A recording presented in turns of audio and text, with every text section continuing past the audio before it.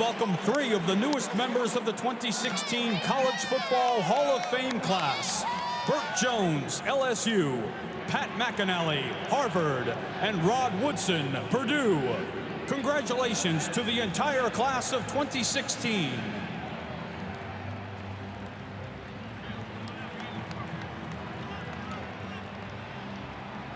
And now, please direct your attention to midfield for the National Championship Game coin toss with tonight's referee, Terry Lydon, honorary captains C.J. Spiller and Mark Ingram, Clemson team captains Eric McLean, Sharon Peak, Stanton Seckinger, Travis Blanks, B.J. Goodson, and D.J. Reeder.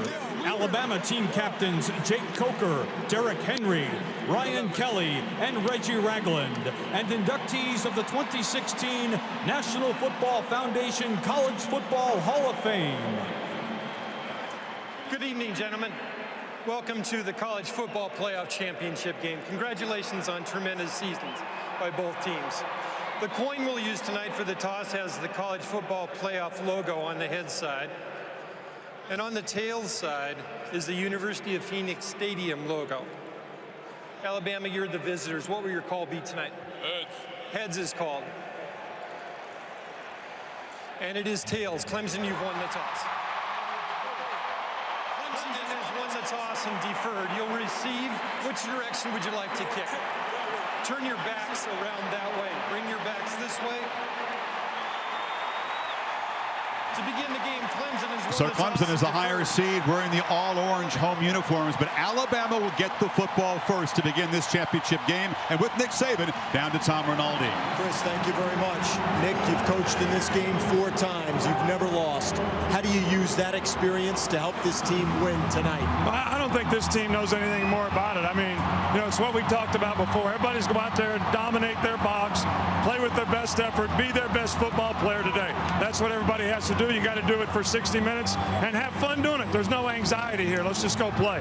Good luck tonight, Nick. Let's go across to Heather with Dabo Sweeney. Tom, thank you so much. Coach, we're seconds away from kick. What do you feel is the most critical element early to set the tone in this game? Well, I think, you know, first of all, we got to establish ourselves in the trenches on both sides. I think got to get in a rhythm, kind of get a feel for how they want to play. Probably the same for them, and just kind of, you know, get into the flow of the game. A lot of emotion, channel that emotion the right way, and just be who we are.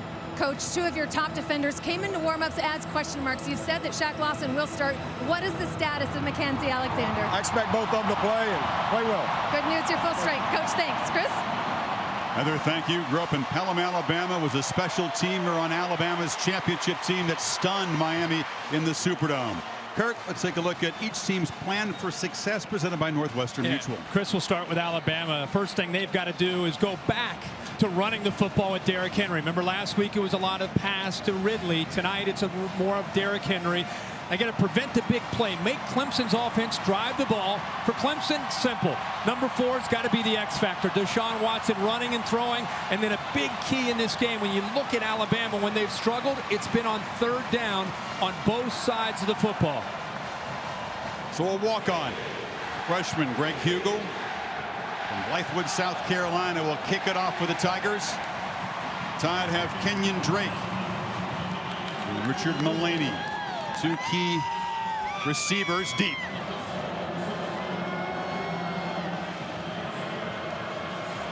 The national title in year 2 of the playoff. Fought for tonight in the desert.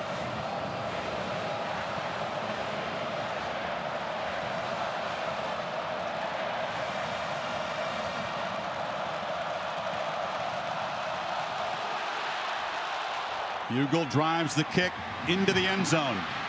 Drake brings it out. And is knocked down. Good coverage by the Tigers.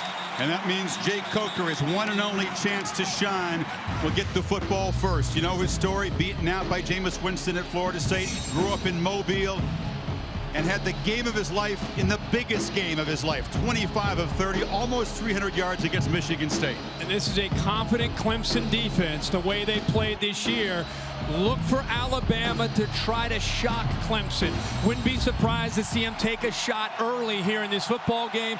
Maybe try to do some things a little bit unorthodox and different from what they've done coming into this game. It's the Capital One quarterback profile. I think you said it's going to be tougher for him tonight than it was against the Spartans defense for lots of reasons. A first down throw. They flip it near side. This is Calvin Ridley, the top receiver, but he's knocked down immediately by Mackenzie Alexander, who is starting along with Lawson. Yeah, so much for Mackenzie Alexander, maybe not playing in his football game. First play of the game, out in space. Big thing that Clemson's done well all year in the secondary. And here's some tempo from Alabama. No gain in that play, and here comes the Heisman Trophy winner as a flag comes down. Ben Boulware shoots through and drops him for a 5-yard loss. Yeah, I don't know if Alabama was set there. They're trying to go tempo. Remember I talked about doing some things a little different to catch Clemson off guard? Oh, they actually catch Clemson. So the tempo does work. Tide will use tempo in spots, but not typically this early in the game. Offside. Number 90 of the defense lined up in the neutral zone. 5-yard penalty, second down. Terry Lydon and the Pac-12 crew working this game. And here he is at the bottom, Shaq Lawson. We wondered, how would he hold up? He's obviously in the neutral zone there. Good call. That's not even close, Shaq. No. Alabama feels by going tempo. You know, Clemson's known for tempo. Bama can go tempo. Makes it tougher for Clemson to get the calls into the defense. You'll see all 11 guys, look at them, looking over to get the call from Brent Venables. And if you hurry up your offense, it makes it tougher to get that call in. Penalty negates a 5-yard loss, so 2nd and 5. This is Henry picking his way up the middle. Knocked down at the 29, about a yard short of the marker. A lot of energy, a lot of emotion right now in this football game. And third down has been a problem for Bama most of the year. You say 3rd and 5 plus 103rd in the country. Here's 3rd and short. Again, they go tempo. Henry powers for a first down. It's a Clemson defense, Kirk, that's been very sturdy late in games, clutch, but often they seem to get off to a little bit of a slow start. It happened in Miami against the Sooners. It sure did. You go back to a game you and I called when they played Florida State. Remember Dalvin Cook found a crease in that initial surge from second that play of the game. Yeah, absolutely. It's part of feeling the offense out. You've been prepping. Now you got to see what they're doing. Coker pump fakes and now just fires into the ground. The receiver fell down over there. It was Ridley in a collision, and Dick just decided to spike the ball. But not only that, Chris, there was a misunderstanding. Ridley was running a different route, and then he eventually went down, but he's turning to the sideline. I don't know what the misunderstanding was, but the young freshman who had such a big game against Michigan State not running the route that his quarterback was expecting. Lawson out of the game for this snap. You almost expect some jitters, don't you, in a championship game, especially from younger players. Darius Stewart comes in motion. Henry, not much room.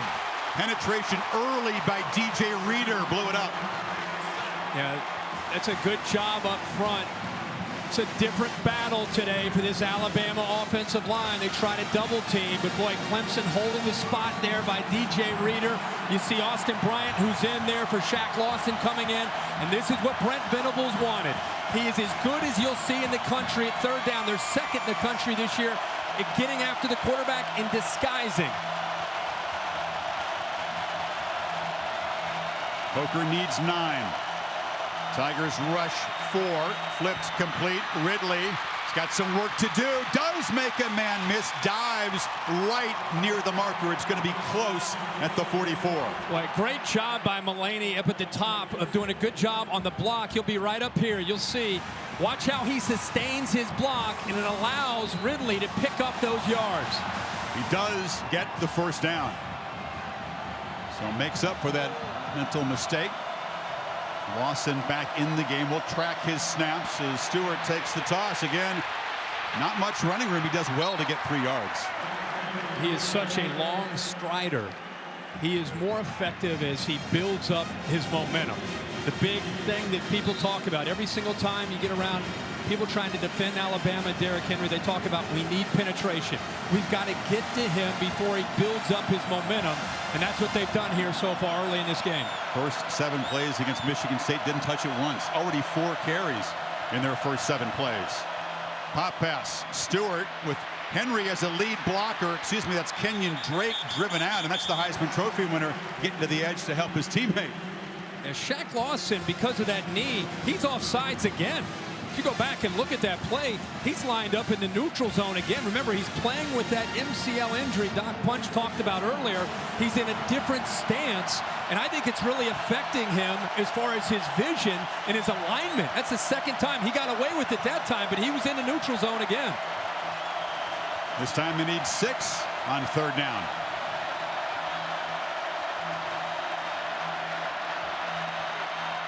Todd pick up the pressure. Coker finally now flushed to circling, fires it incomplete. Richard Mullaney was in the vicinity. Excellent coverage by the Tigers secondary. 4th down. It's interesting that they dropped their best pass rusher that time in coverage, 90, Shaq Lawson, but he had nowhere to go with the ball. This is a matchup that we wanted to see. Calvin Ridley against Mackenzie Alexander. That time, they were able to affect the rhythm there, the quarterback and his receivers. Great coverage downfield by the Tigers. Tide move at 27 yards, and now the fine punter J.K. Scott tries to pin Clemson deep. Artavis Scott backpedals and takes a fair catch at the 9. So the Tigers defense does its job, and now Deshaun Watson, 3rd in the Heisman Trophy voting, takes over for Clemson's first possession. Tonight, it'll have to be both. It'll have to be his arm and also his legs. His legs will have to be a big factor against his Alabama defensive front. Scott in motion. They give it to him, and the top receiver for Clemson hurdles and gains about 4. You'll see Clemson go tempo. Their goal is to wear down the defensive line with outside runs and tempo. They pitch it to Wayne Gallman, the top running back, who gets to the edge. Former linebacker in high school, he runs with great determination and toughness. Yeah, and that's just following a couple blocks by your receiver, peak, and leg it to tight end. Here they go again. Tempo, tempo. Wear down Alabama.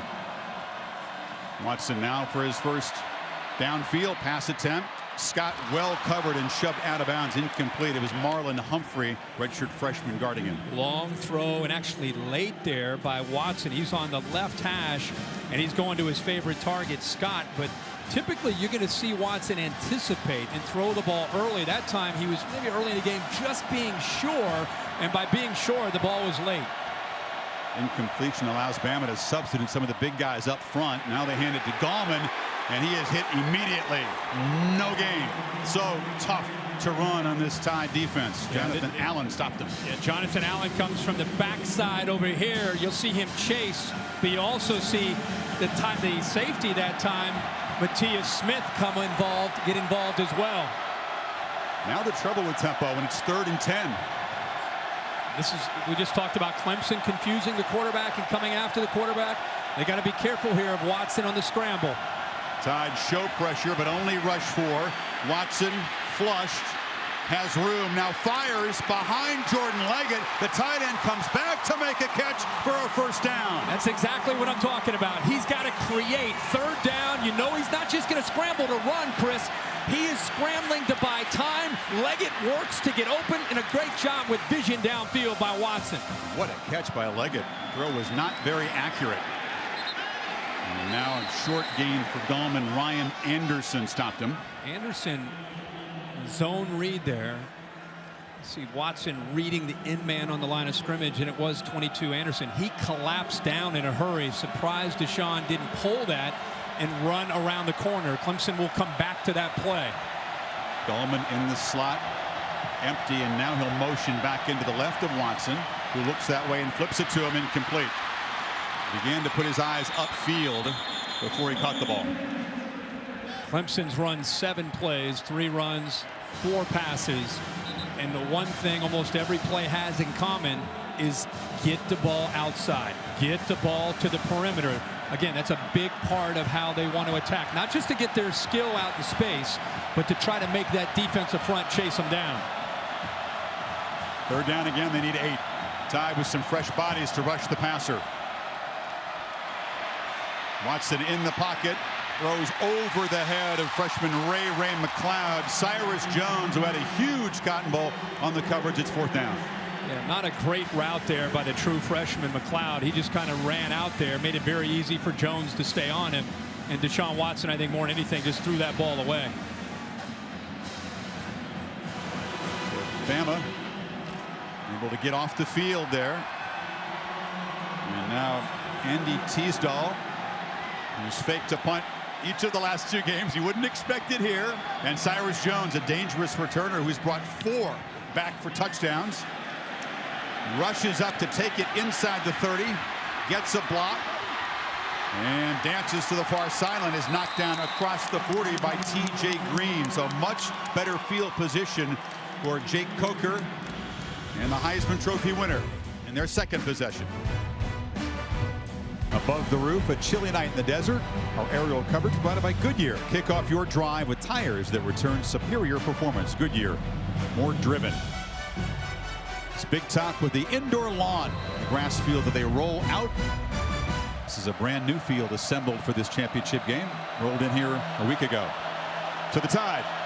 2nd possession from the 41.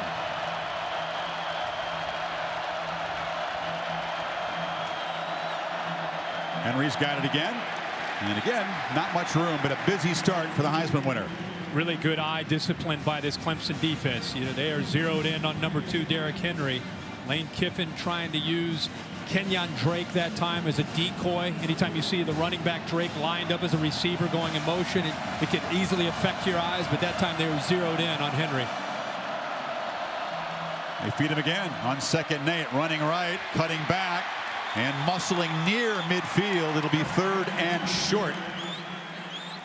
Henry's rested and refreshed, and I think he's eager to get back to his starring role. Without a doubt.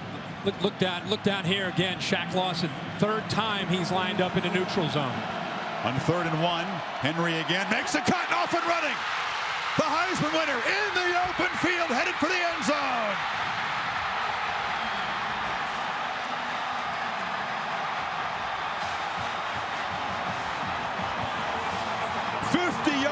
No decoy tonight, Kirk.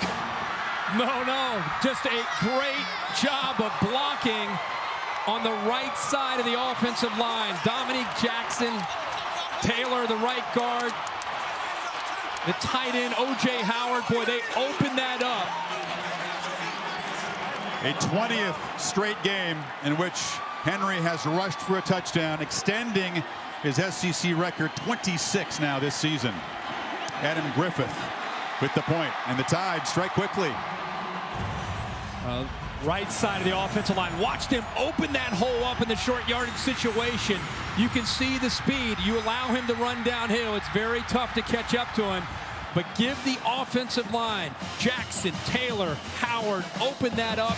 Clemson selling out in that short yardage situation, and it opens it up for Alabama. And Nick Saban got exactly what he needed from his team, a start in a 7-0 lead. So Derrick Henry, all 59 yards in that touchdown drive. He already has 71 tonight. That's just 4 short of what he had all game against Michigan State. Remember the first game of the year that you and I had some short yardage situations against Wisconsin where they sold out to stop the short yardage, and he busted some big gains. Scott takes the kickoff and breaks free. Beats the kicker.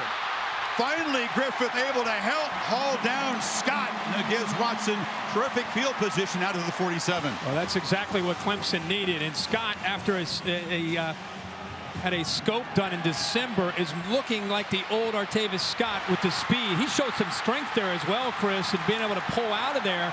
The kicker, Griffith, gets in his way. He actually almost missed. Humphrey was there, the corner, to help out as well. But you could see once he broke free how explosive Scott can be. One of the best returns of the year for the Tigers, who have really struggled on special teams throughout the year. So Watson trying to answer Henry's touchdown, delivers shot to the slot receiver Hunter Renfrow, who spins and works his way to Bama territory in a Big Orange Bowl game. Well, great set of hands. The walk-on, who's a high school quarterback, does a really good job. Just a gritty interior receiver. This time a quick little sugar huddle, but they'll break the huddle fast and get ready again to try to keep the pressure on Alabama. Gallman bangs right into that stout front of Alabama's defense. Reuben Foster, the linebacker, combining with Fitzpatrick. Boy, what a job there by DJ Peckway, 57. Watch him at the top explode into the center there. Pushed him right back into the play. Guillermo was polling around to help out, and he realizes now that strength you're talking about with that Alabama front. Wow, did he move backwards in a hurry. 3rd and 5 now. Watson in the pocket, flips it into traffic, incomplete. Here comes a flag. It was Foster defending on Jordan Leggett too closely. Well, he got a hand in there. It was a crossing route underneath, and Foster got involved. They'd love to get the ball there in those situations to Pass interference, number 10 of the defense. Ball will be placed at the spot of the foul. Automatic first down. They brought the pressure, but I thought Watson did a nice job to just wait, let the play develop, waits to the last second. Look right there, just grabbing him with the left arm, hooked him, pulled him in, and a good call by the officials.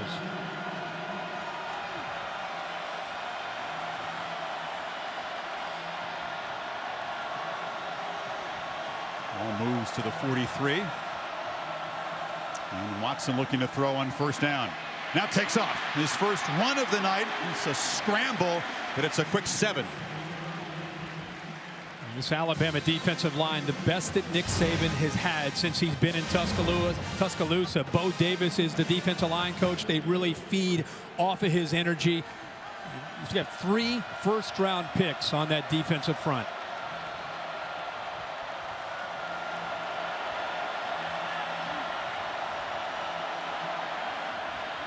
Gallman, a late handoff from Watson in a short game before Denzel Duvall stopped him. Not just great players, but also the leaders of this team, aren't they? They sure are. Watch Duvall collapse down. He takes the running back, but look, there's nothing he could have done, because if he pulled it out, Minka Fitzpatrick's there to take the quarterback away. So really well-designed defense there by Nick Saban and Kirby Smart, taking in the zone read, both reads away from the quarterback. Often they put 3 300-pounders in there, including Jaron Reed, who helped make that stop. On 3rd and 4, Watson still got it. Cuts back, got room. And that's an easy first down for Deshaun Watson. That's the defensive coordinator's nightmare. Yeah, 3rd down, creating. Whether it's been Ole Miss or Ohio State last year with Cardale Jones, he knows he's got to make plays on 3rd down. Alabama knows it's coming. Great job of having that 6th sense of realizing he had room to run on the left side.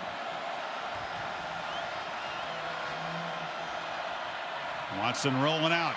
Takes a downfield shot. Renfro, the end zone. Touchdown Tigers as they answer the Tide score.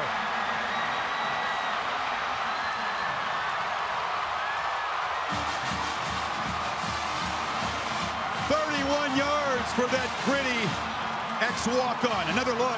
What an amazing effort here by Renfro. The big catch last week against the Sooners. And again, folks, he's a walk-on. He played quarterback last year in an option attack.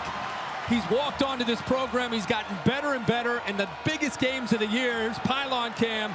An outstanding catch, but even a better effort to get open. Greg Hugel with the PAT. Renfro just wanted to prove he could play football at this level. I think he's proven it.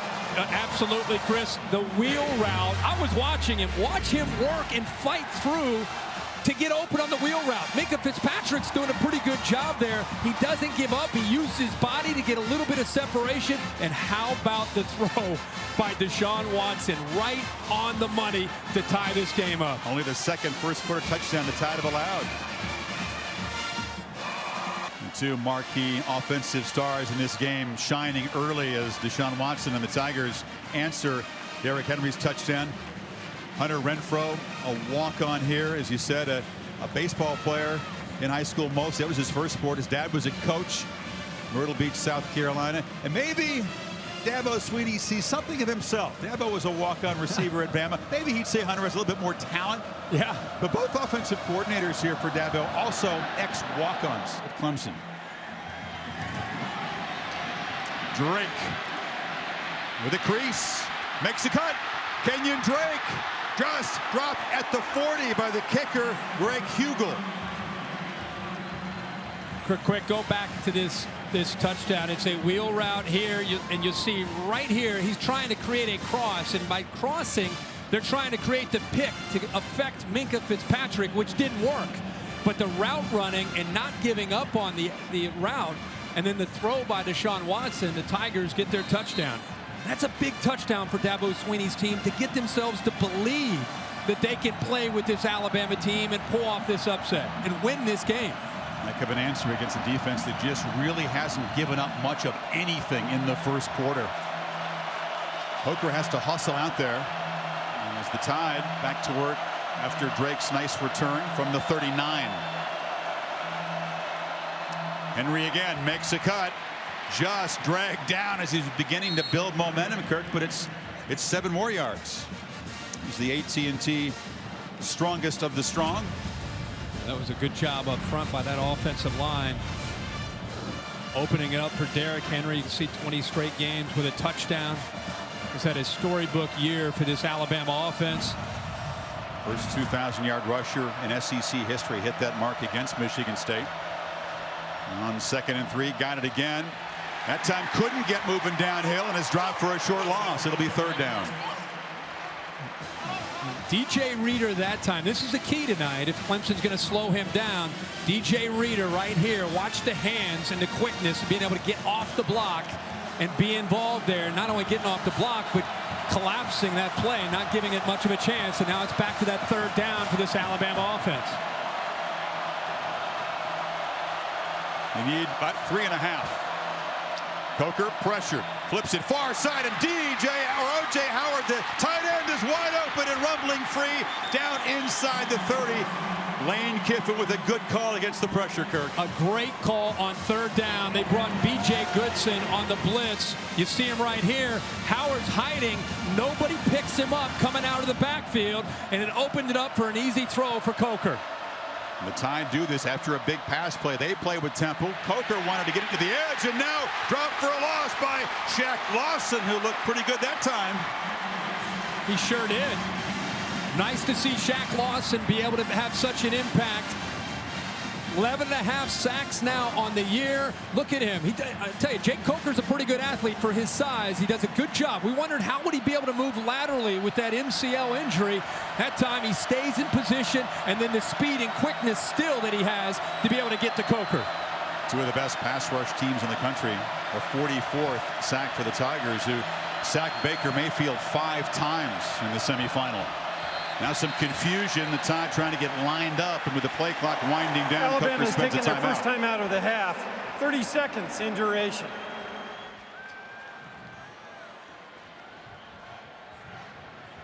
It's been a good year for Clemson, ranked #1 on the college football rankings every week by the committee. They've never actually been ranked #1 in a season before. The Tide, of course, knocked off LSU and jumped to #2, and they've been 1-2 since November the 10th. And they have definitely been the 2 teams that a lot of people were excited to see to have a chance. This Tigers team, despite being ranked #1, they've been able to maintain a chip on their shoulder. It's kind of been driving them. Nobody believing us, people doubting us. And it has them here tonight playing for all the marbles, playing for the national championship. About a touchdown underdog tonight. Coker looking to the sidelines on 2nd and 16. And takes a shot downfield. It's for Ridley, but it's way over his head for Drake Tankersley in coverage. Chris, if you remember, early in the year, Drake Tankersley was tested. Teams went after him. They were somewhat intimidated by Alexander on the other side, and teams had some success early in the year. But boy, if there's a player that's improved the most on this defense, it's probably Tankersley. Big, strong, 6'1", about 195 pounds, and they leave him on an island quite a bit. Came over to deny a touchdown against Oklahoma with a pass broken up in the end zone. So on 3rd and 16, they hand it to Henry, who breaks a tackle and muscles down to the 27. Austin Bryant tackled him. That run designed to set up a makeable field goal, and it does so. Yeah. 3rd and long has not been a strength. We've talked about quite a bit about that tonight for Alabama, and just trying to give Griffith a better chance at this field goal. And he's hit 6 in a row from beyond 40. Told me he corrected some mechanics after missing his first 4 attempts this season. Finished up 22 for 30. Terrific story. Born in Poland, lived in an orphanage, adopted by parents in Georgia, and given a scholarship by Nick Saban. But this one starts right, stays right. Missed it from 44, and the Tide come up empty. As Sweeney's defense with that sack from Shaq Lawson, huge in that series. Chris, you talked about it early in the year. The hold is great. He just, and actually, if you look at the kick, the ball looks like it's hit pretty well, but he just pushes it off to the right there. And Dabo Sweeney says that's a win. That's a win for us. You get Deshaun Watson back out of the field. So you have the answer to get it to 7-7, and then the defense forces a field goal, and they miss it, and they get the football back. So the Tigers taking over on their 27, and Watson goes straight back on first down. Now escapes again. Deshaun Watson just glides for 12 yards. This is what Saban feared. Well, when you play a man-to-man, you've got an athletic quarterback who can run. You better spy him. You better have eyes on number 4. Everybody knew coming in, his ability to create was the biggest thing Alabama had to take away.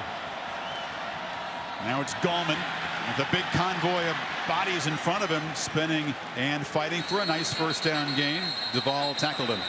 Important to look at Clemson not doing a lot of substituting. And when Clemson's not substituting and they're in hurry up, the rule is that Alabama can't substitute. So that allows you to stay really fast. That time they bring a player in late. Now Alabama can bring a player in late. Peak at the bottom checked into the game, and now you see Reed checking into the game too. Saban and Kirby Smart intend to take full advantage of that, don't they? Every time Clemson does change a receiver. Play clock at 5. They fake it to Gallman. Watson pump fakes, now sprints out, fires downfield into traffic. Catch made. Ruled a catch at the 30 by Sharon Peak, the senior. Chris, I can't tell you how impressive that is, not only by Watson, but by Peak to give this play a chance. The quick slant's taken away. He realizes that his quarterback's going to buy some time. He works to get open, and a perfect throw. And the strength to keep that foot in bounds when he was hit. And now, strike over the middle. It's Leggett, the tight end, and Watson, the Tigers are rolling. They split to 2 safeties who are high.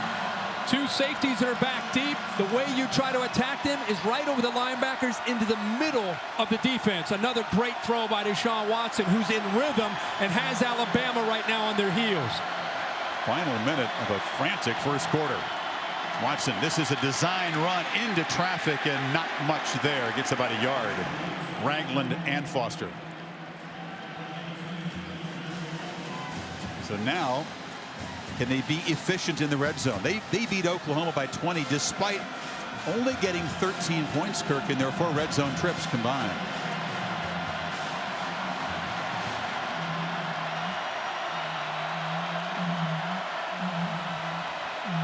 Second and 9. Overthrown over the head of Renfro, and now it's 3rd down. Well, in this area this year, Renfro has been a great target in the slot, but the big tight end Jordan Leggett, who had a great catch there a play or 2 earlier, those are typically the players he looks for. And don't forget again, the quarterback scramble has been effective on 3rd down. Figures to be final play of the quarter. You need to get to the 2. From the pocket. A strike and a touchdown again. It's Renfro.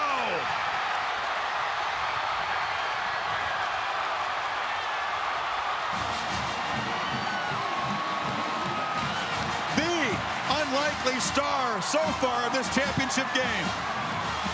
Wait till we show you this route by the freshman. He's being defended by another freshman who's one of the more highly touted corners in the country out of New Jersey, and Minkah Fitzpatrick. He put a move on him to the outside to set up the move back to the middle, and a ball again. You can see the trust and the rhythm between Watson and his receiver Renfro. 73-yard drive. That was all Deshaun Watson running and throwing. And the second touchdown for Renfro, who continues a monster postseason.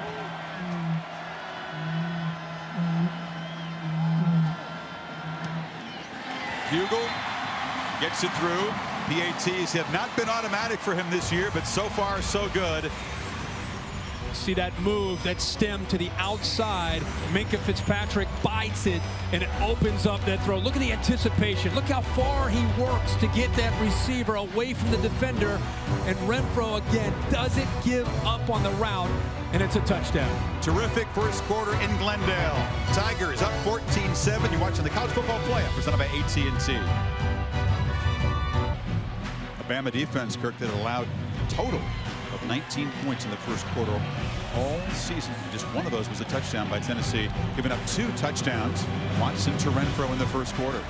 They've not seen this kind of quarterback all year. Bugle drives a low kick, and Rick lets it bounce through the end zone. Well, Dabo Swinney grew up in Alabama. Walked on at Alabama, was a wide receiver, a special teamer, part of that special group that shocked the Hurricanes, won a title in the '92 season, was an assistant coach, then got out of coaching. You wanted to lease or buy a house, call Dabo in the Birmingham area. Did that for a couple years, took a pay cut to go back to Clemson and work for Tommy Bowden. And when Tommy Bowden was fired midway through the season, Dabo Swinney was the receiver coach. Terry Phillips, the athletic director, walked in, pointed at him and said, "You're the head coach. You're in charge. You make the decisions. Close the season strong and earn the head coaching job." And he did just that. What a great choice by Terry Phillips. Coker from the pocket has a man wide open, and it's Richard Mullaney. Stutter steps down to the 45-yard line. The graduate transfer from Oregon State, a steadying influence in this receiving corps. And a great job on 1st and 10 with Coker off of play action, reading the flat defender and throwing the ball right over top of him to Mullaney. And he showed a little bit of athletic ability there after the catch as well to pick up more yards. Now they hand it to Henry, who's met in the backfield and dropped for a loss. Quick penetration by the excellent defensive end, Kevin Dodd. Kevin Dodd gets in here. We don't talk as much about Dodd. Watch him shoot this gap. That's what you have to do against Derrick Henry. Shoot your gaps, be able to get in there before he builds up that momentum. And I think they underestimated, it was either a blown assignment or underestimating the quickness of Kevin Dodd. They say the hardest working guy on that defensive team. He had a big game against the Sooners when Lawson went out. He's got 20 tackles for loss, overshadowed a bit by number 90, but an excellent player himself. So Henry loses 4 there. Coker steps up in traffic, dropped for a loss. It's Dodd again. Second sack for Clemson. Kevin Dodd having his way. The weakness in pass protection is the right side of the offensive line. You can see he works right by Taylor with quickness. It's 6'5", 275 pounds. He's strong, but he's sudden. And that time he shot the gap again between Taylor and Jackson. Alabama, when they get to these 2nd and long and 3rd and long situations, made it very tough for Lane Kiffin and Jake Coker to have consistency. This is what the Tigers defense has done all season. They force a ton of negative plays. Coker's got to hurry on 3rd and 18. Snaps it at 1. Backpedals. Flips it short to Ridley, who's going to be dropped again right there by Mackenzie Alexander, who's winning that little one-on-one battle so far. Boy, he reacted so quickly to this play. 3rd and long, they bring the blitz here from Tankersley, it's zone behind it. So watch Mackenzie Alexander coming in to be able to affect that. You also see Shaq Lawson dropping. Brent Venables continues to mix up the looks on 3rd down, confusing the line and confusing the quarterback, Jake Coker. So Scott to punt to Scott. And Artavis makes the fair catch, and now that Bama defense right back on the field as Deshaun Watson goes back to work up a touchdown. And they told Deshaun Watson, don't try to do too much tonight. It's a big game, but just be you, and he's being himself. He sure is. He's been doing this all year. He's making plays. He's creating. He knew that he had to do that on third down, but how about Hunter Renfrow? A couple touchdown receptions, and you could see the confidence that Deshaun Watson is playing with right now coming into this series, which I think is a big series, even though it's early in this game, for this Alabama defense. And right now, it's been on its heels the last couple possessions. Tigers have driven for touchdowns, 54 and 73 yards these last two possessions. Now they keep it to Watson up the middle, try to confuse with that motion, and that's a nice first down gain. Very effective play. The play calling early in the game where everything was wide. What's happened with the success of that in the passing game is that now you can go back to running a little bit easier, as you did right there, running the football with Deshaun Watson. He got 7 on first down, now rolls, pump fakes, and looks to throw downfield. It's intercepted. Picked off by Eddie Jackson, who baited the quarterback and creates the first takeaway of the night. Deshaun Watson thought he had Geno Smith isolated one-on-one. He thinks it's just a one-on-one matchup, but Jackson comes over off of his man. See how there is separation? That's what Deshaun Watson saw. He thought the freshman was pulling away, but the veteran that time, Eddie Jackson, comes over for his 6th interception on the year, and that's exactly what Alabama needed to get back into this game. He's had a terrific season at safety after shifting from corner last season. So Watson's first poor decision. And Nick Saban would tell you that's why they're better equipped to defend these kind of systems, because they're better in the back end. So Coker from plus territory. Ridley, it's a reverse to Drake. Quarterback throws a block, another block on the edge, and a stutter step move. Clemson fans want a block in the back. Tankersley eventually forces him out. I don't know what's more impressive, seeing Coker out there or the big All-American Cam Robinson with that block that I thought was clean, Chris. And you can say what you want about right there at the top. He hits the safety, T.J. Green. That's what the crowd reacted to. He's only got about a 140-pound edge on Green, and now Henry breaks free again. Stiff arm, dragging a tackler as flags come in on the tackle by Goodson. They're going to tack this on. Yeah, definitely got a hold of the face mask. You got to try to get a hold of anything you can when number 2 starts rumbling downfield. You're right about that. Personal foul, face mask, number 44, the defense. Half the distance to the goal. First down, Alabama. Boy, Kirk, you talk about a quick momentum shift as we check the penalty again. Absolutely. Just great execution by that offensive line to open it up. And boy, Goodson definitely gets a hold of that face mask. So Clemson had a 7-point lead, looked to be building another drive. Suddenly, the interception by Jackson. And that run and a penalty, and they're at the 12. Tough to run the ball down deep in Clemson territory. A lot of times you rely on the quarterback to have to make plays throwing the ball against a very aggressive Clemson defense. Big, strong formation. Coker better hurry. Did they catch it on the sidelines?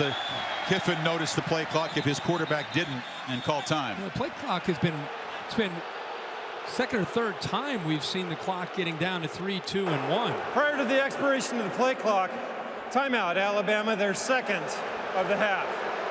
Timeout on the field. So the Tide threatening, trying to tie things up when you come back. Goodyear providing aerial coverage. Kick off your drive with tires that return superior performance. Goodyear, more driven.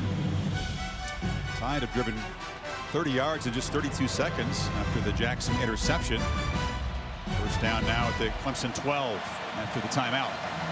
Receivers are isolated one-on-one. You have the fade or the back shoulder fade that they like to go to. Instead, it's Henry. He makes a cut and bangs down for about a 4-yard gain. When in doubt, you get behind Cam Robinson. Boy, he is healthy and looks great. 74, 6'6", 326. Big fella. He was the offensive MVP of the win over the Spartans. He had 5 knockdown blocks. Dominant, and healthy. I think that was the big thing. The layoff really helped him.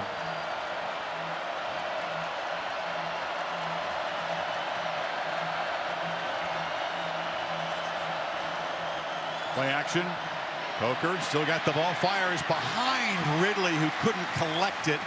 not an accurate throw. It really was pretty well covered. Yeah, and I think here Ridley ends up running into where the coverage was. At that time, Coker does a good job of trying to settle him down with the throw. You can see he's running himself right into where Ben Boulware is. Coker's trying to settle him down, and that's, again, man-to-man, you want to sprint all the way across. Zone, you want to settle down into the soft spot, which is where Coker threw that football. That's a mistake there by the freshman receiver. Who's usually the top target, Kirk. He's been targeted 6 times, but only 3 catches for 10 yards. So 3rd and 7. It's Drake in the backfield. Coker looks back to the left.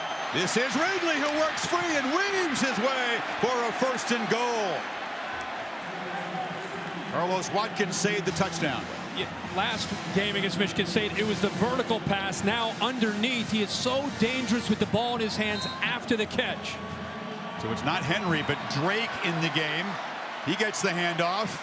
Not quite the power of the Heisman Trophy winner. He's very close, but ruled short of the goal line as B.J. Goodson and Lawson stopped him. Yeah, and because they went so fast and Drake was in on 3rd down, they had to go fast with Drake, and now they'll get Derrick Henry back into the lineup. You see that Shaq Lawson out there giving tremendous effort to be in this football game. He sure is. He's playing on guts, a word that Dabo Swinney loves to use.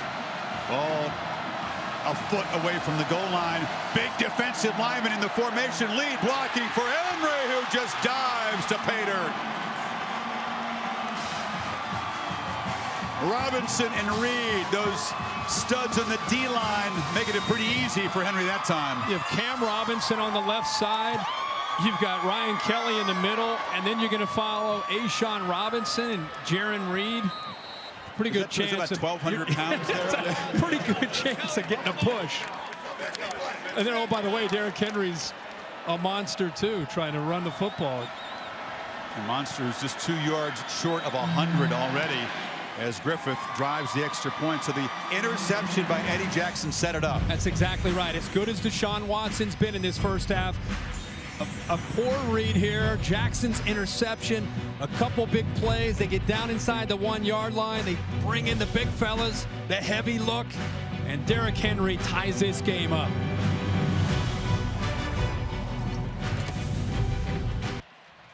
You know the DirecTV mobile studio's got to be here. We're traveling the country throughout the season. About 75 guests, 50 cities, and 24 states. And now here in Glendale, Arizona. The Tide have turned a takeaway into a game-tying touchdown. 14 apiece. Terrific start. All you could hope for. The top 2 teams battling for a national championship.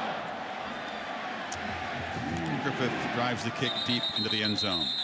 Well, Danny Ford was a very young head coach. And in 1981, Clemson was the only perfect team in the country, 12-0 national champs. Now, Dabo Swinney, like Ford, an Alabama grad, and a member of the '92 championship team, trying to end the 34-year drought. Another parallel, Kirk. Homer Jordan and Deshaun Watson grew up 42 miles away in the state of Georgia. Both teams went down to Miami and beat the number 4 ranked team. The difference is now Tigers got one more hurdle to clear. 12-0 used to be good enough. That's right. Here's a 1st down play, and Watson, perhaps an important drive to reestablish the mojo, Kirk, after the pick. Yeah, I think so. But he's so poised. He doesn't let mistakes bother him. Watch his little stutter step to set up the block. Defense is there. Tomlinson's there. Just buys a little bit of time there. Allows the tackle Gore to come around. Well done. Now Watson rolls. Man just dives down after a short gain. It'll be 3rd down. Alabama has worked so hard in their 11 days to get ready for this game to try to contain Deshaun Watson. It's not about Tim Williams and Ryan Anderson and these guys pinning their ears back and getting after him the way they would a normal quarterback like a Connor Cook. This is about trying to box him in and try to make him make plays from the pocket. Watson's converted 3 of 4 in 3rd down so far. Zach Brooks is the back blocking the blitz, and another catch by Renfro, a diving grab. He's short of the marker, though. Yeah, it's a great job with the catch. Alabama brought pressure. Again, they had Minkah Fitzpatrick on him man for man. Renfro does all he can to hold on to the football, but because the ball was thrown away from him so far, he couldn't keep his feet and run after the catch. So a good stop here by Bama. Cyrus Jones, who picked off Connor Cook just before halftime, and in the second half, and his 4th punt return for a touchdown of the season to really put away the Spartans. He's deep. This is Andy Teasdall. The Tide are standing up, very wary of a potential fake. They don't really rush. Teasdall hesitates and then boots it away. And Jones lets it bounce, and it's going to take a nice roll for the Tigers down inside the 10. Midway second, tie game. Coker and Henry and company go back to work. Well, it seemed unlikely, Kirk, that anybody would ever chase down Paul Bryant's total of 6 national championships at Alabama in the wire service era. 3 were outright, 3 were shared. But Saban running for his 5th title, his 4th at Alabama tonight. College football playoff national championship presented by AT&T, of course, creates an extra hurdle for Saban. Never had to play 15 games to try to win a title. Actually creating a debate which many thought they'd never even entertain. Could Saban perhaps be more accomplished than Bryant before he's done? Henry on first down pulls a few tacklers for 3 yards. I think part of the reason Alabama has gone, because you and I've called a bunch of their games, to even more tempo tonight, is because watch Clemson's defense. All 11 guys, we got a player down. Looks like Alexander. Yeah, that's not a good sign. Of course, he is the lockdown corner who came into this game with concerns about his hamstring that he injured in the Orange Bowl. He's looked pretty good in the early going, but has to be helped to his feet. We'll take a quick break while they attend to him. Keep an eye on the left leg of Alexander as he tackles Derrick Henry here. Coming on a blitz, the left leg goes in right there into Derrick Henry. He's on the sideline being worked on. Remember, it was his right hamstring that was talked about before the game. People wondering whether or not he'd be able to play. He's been playing the whole game, and good to see him on his feet. Adrian Baker, Kirk, the sophomore from Hallandale, Florida, and dispel the lockdown corner. 2nd and 7. Henry has to bounce off initial traffic, but bounces well and spins out across the 20 right at the marker, and they will spot it. Boy, Clemson does an outstanding job with a true freshman there. Wilkins getting penetration. I was surprised to see Derrick Henry get out of there. There was such a push from Clemson, but he's able to get through that initial surge and bounce off of it and then pick up those yards and almost came over the first down. Goes over 100 yards, the 10th 100-yard rushing game this season. I don't know why the hesitation to measure this. It's right where the chain is at the 20-yard line. The ball was spotted short of the line of gain. It is 3rd down. Okay, let's take another look at the spot. The ball on the sideline where he was tackled is not placed the same spot that the ball on the hash mark is. So they've ruled it's 3rd down. Saban doesn't necessarily agree with that.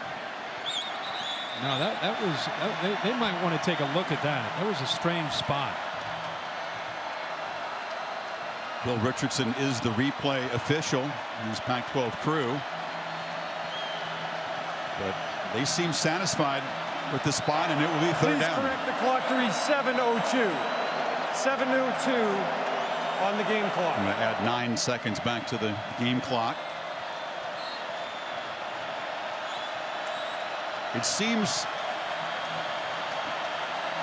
likely that they're not under center, so it's going to be Henry here, wouldn't you say? Oh, yeah. Yeah, predictable, but very, very difficult to defend as he hammers for a first down. To Heather Cox. Well, Chris, an update on Mackenzie Alexander. As you mentioned, he was battling that right hamstring coming in. It is now a left hamstring injury. They have put ice on it and wrapped it. He is visibly in a lot of pain, very frustrated, was slamming his fist into the table. At this point, we don't know whether or not he can return, Chris. Has not been beaten for a touchdown since early in his freshman year. Henry spins, picks up about 5 on first down. He is one of those guys who just takes away the opponent's best receiver. It's a big deal to lose him and to lose his ability to cover. Alabama continuing to work Derrick Henry, continuing to pick up good positive yards on 1st and 10. But that, if he's out for the game, that's a big hit for Clemson. Remember last week against Oklahoma, they lost Shaq Lawson, and they were able to fight their way through it. The grimace says a lot, doesn't it? You fake it to Henry. Coker chased and hit. Dropped by Shaq Lawson, the other defensive star who's trying to play through pain tonight. He's had a big first half. The thing that hurts Jake Coker is if he doesn't get the ball out fast, he has a tendency to hold the ball and wait and wait and wait. And that's a coverage sack. Shaq Lawson gets home, but it's great coverage downfield. And Jake Coker, that was a problem he had early in the year. He's got to either take off, find his check down, or get rid of the football. He can't take sacks. Tigers rush 5 on 3rd and 10, and Coker is flushed again. He's a deceptive runner, breaks the tackle, shows the toughness, but is stopped 2 yards short of the first down by Goodson. A good job by the Clemson defense on 2nd down to have great coverage downfield. Coker holds the ball. Shaq Lawson comes up with a sack. Then that puts Alabama in that area that they've struggled all year, where Coker does not like a lot of quarterbacks, but especially this Bama offense. They are not a very effective offense when they get to that 3rd and 6 and longer position. And that time Clemson give them a huge assist there to get that football back to Deshaun Watson. Tigers with 3 first-half sacks. Tide only gave up 20 all season. So again, 2 Scots. J.K. to Artavis, and the sophomore booms this one way up. And Artavis again has to backpedal inside the 20 for the fair catch. 52 yards on the punt. Taco Bell student section combining with the college football playoff to provide 1,000 student tickets free of charge so that students could come down to Glendale and cheer on their teams. 2 long road trips for these teams from the Deep South. Rarely do they venture to the West to play any football game. But a great crowd tonight. Yep. We think Clemson's got an edge here. A little more orange than Crimson. About 60-40. So Watson hands off to Gallman, who burst through the middle, or excuse me, Zach Brooks, who's spelling Gallman. They haven't had too much success with running besides the quarterback tonight. Boy, Zach Brooks is a physical runner. You could see it there on that run. 6'1", 200 pounds. Gets some good yards there, positive yards there on 1st and 10. Now they go empty. They rush for it. Keep Watson in the pocket. He escapes. Deshaun Watson shows some of that wizardry. He's going to be hit hard by Foster at the 30, but he gets a first down. You think Nick Saban and Kirby Smart practice this? They rushed with 4. They've got him right there. They've got him right where they want him, but he's able to wiggle away, shows you some strength, and then he gets into the open field and picks up the first down. It's just hard to emulate that in practice, trying to get ready for Deshaun Watson. Yeah, he spun away from an athletic pass rusher in Ryan Anderson. Watson batted down at the line. That was DJ Petway. Petway, they try to cut him. Not very effective, but look at the push. They've got him contained. They've got him in the pocket. Anderson has him. And then once he's able to get away from Anderson, it's the combination of the strength and the speed from Deshaun Watson. Empty backfield. Brooks in the slot. It's a high throw collected by Artavis Scott, who weaves his way for a first down across the 41. Bama's answer right now is they're bringing pressure. They've not shown a lot of that this year, but they're trying to do anything they can to get after Deshaun Watson. But the good thing is it's a quick throw for Clemson, and once they are able to contain and deal with the pressure, there's room to run. Watson again steps up, tries to escape. Still looking, just dumps it short. Brooks in the flat, makes the catch, makes a first down, and a flag comes in very late. I think well away from the play. There looked like a man who was downfield by about 5 or 6 yards. They might have their eye on Joe Gore, the right tackle. So one thing when a quarterback creates, it's tough on those linemen to not get downfield. You talked about the strength of Watson. An eligible receiver downfield, number 73 of the offense. 5-yard penalty. Second down will be repeated. And strength is something that Eric Stryker, who played him in the Orange Bowl, said he didn't really figure that Deshaun Watson would show that kind of strength. He had to show some hand strength to not fumble the ball on that play. Almost lost it. Yeah, he sure did. And he is creating like crazy tonight. Urban Meyer said earlier tonight on our pregame show on game day, he said, you know, the quarterback's ability to create the plays that aren't necessarily drawn up will be big. Same with Brian Kelly and Hugh Freeze. It's 1st and 16 after the penalty. They flip it to Gallman, and Foster flies in there and knocks him down for a loss. Just a great job by Reuben Foster, the junior. Reggie Ragland patrols the middle. They get Reuben Foster's athletic ability to the outside, and boy, that time they took that run completely away from Wayne Gallman. Great speed onto the edge. It's the first time they've made a tackle behind the line tonight. Sets up 2nd and 20. Gallman on a delay and another loss. Deshaun Hand, part of that deep group, the defensive lineman on the stop. This is just a matter of being prepared. You know, 2nd and 20, screen or draw is probably going to be the call. The defense, look at them, they have 5 or 6 white jerseys, either waiting for Deshaun Watson to run on the draw or a handoff to Gallman. So the Tigers moving backwards. 3rd and 23. Watson escapes again briefly, but is dropped at the 30. Rashaan Evans, and these are reserves for Bama making plays and killing the drive. They get you to 3rd down, and Evans and Williams come in. Nick Saban loves to use them with speed off the edge, and this was 3rd and forever. See him off to the right there. I think he felt that Gallman was going to be able to sustain that block. Watson having a conversation with the officials and a slow walk to the sideline. But with tempo from the Tigers, Kirk, the depth of this Alabama defense is coming to the forefront. As you take another look at the hit there, it was Evans on the knee of Watson. Yeah, a big hit there, and it looks like a right hip. Boom, contact right there on the hip. You know, you always think about Clemson's offense wearing down the opponent because of the tempo and the amount of plays. I don't know if there's anybody on this field that's had to do more for his team than Deshaun Watson. The play calls where he's been running the football, the amount of times that he's scrambled, created to buy time and throw the football, he's worked as hard as anybody. He's going to have to show a lot of durability tonight, the last 4 quarters at this pace. He's run it 9 times for 45 yards, 9 for 15, 122 yards passing, and the 2 touchdowns to Renfro and the interception that set up Alabama's tying touchdown. Teasdale just 1 step and a low boot along the sidelines as they try to keep it away from Cyrus Jones, and he does roll out of bounds. Watson seems to be okay. Tough guy. For sure. Provides such leadership for this team. Only a true sophomore. So now Alabama with 1:45, but they had to burn those timeouts, so they don't have any to work with here. If Coker tries to get the lead, he's hesitating, dropped in the pocket. All the protection is breaking down big time now.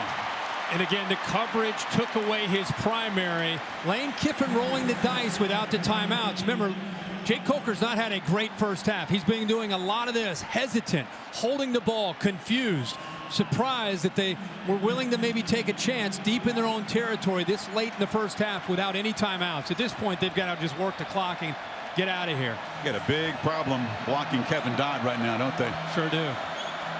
I wondered if maybe Sweeney might use one of his 3 timeouts to perhaps try to get the ball back. Not so far. As the Tide being very patient now after that first down loss. This is Henry for a short gain. And next, Dabo Sweeney calls his first timeout.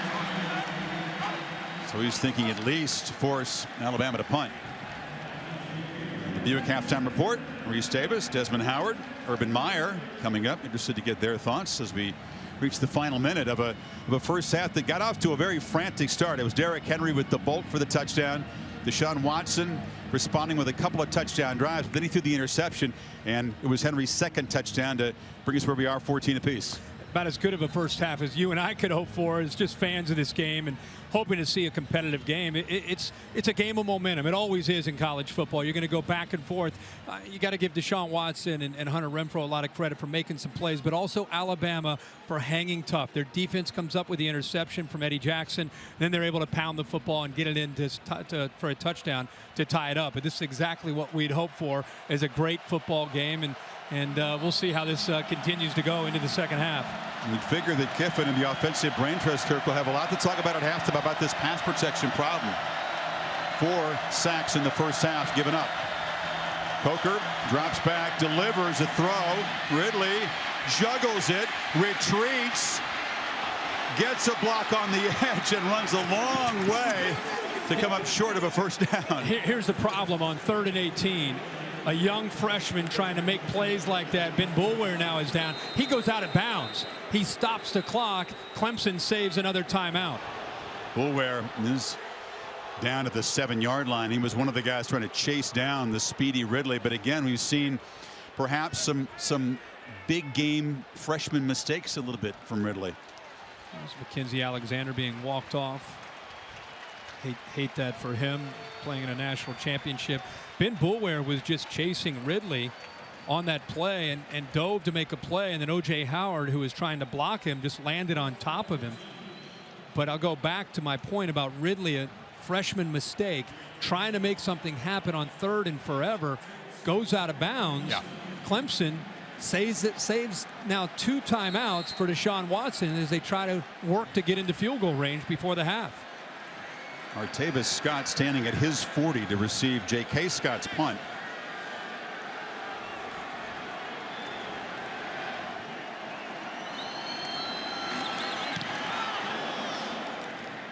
It's a returnable boot, but a fair catch call by Scott, who had some room. Backpedals to the 34. Look at the scoring plays tonight, Chris. It started with a big fella, a hole that just opened up. A touchdown for Derrick Henry to get off to a great start. But this is when things began to change. We started to see some great throws from Deshaun Watson on a wheel route to Hunter Renfrow. Again, the freshman walk-on receiver gets behind Minkah Fitzpatrick to make it 14-7. And then, as we said, after the interception by Eddie Jackson, Bama gets deep into Clemson territory and ties his football game up. Tigers would need to get about 35 yards, Kirk, to be in comfortable field goal range for Greg Hugel, who's long as 47. Watson has a lot of room, but decides to flip it over the middle, and it's caught. Sharon Peak, big gain to the Alabama 40, and they're hurrying now. Yeah, they're going to go hurry up here. Dabo Swinney doesn't want to use a timeout. Deshaun Watson, who is very calm in these situations, gets the play called. They're ready to go. Watson flips it over the middle, and Brooks catches it and immediately takes a shot there from Foster. Now you got to call the timeout, obviously. Leaves them with 1 because of Ridley going out of bounds. They still have the 1 timeout. What a job there, Chris, on 1st and 10 by Deshaun Watson. Remember, we talked about how he scrambles. He's not always going to scramble to run.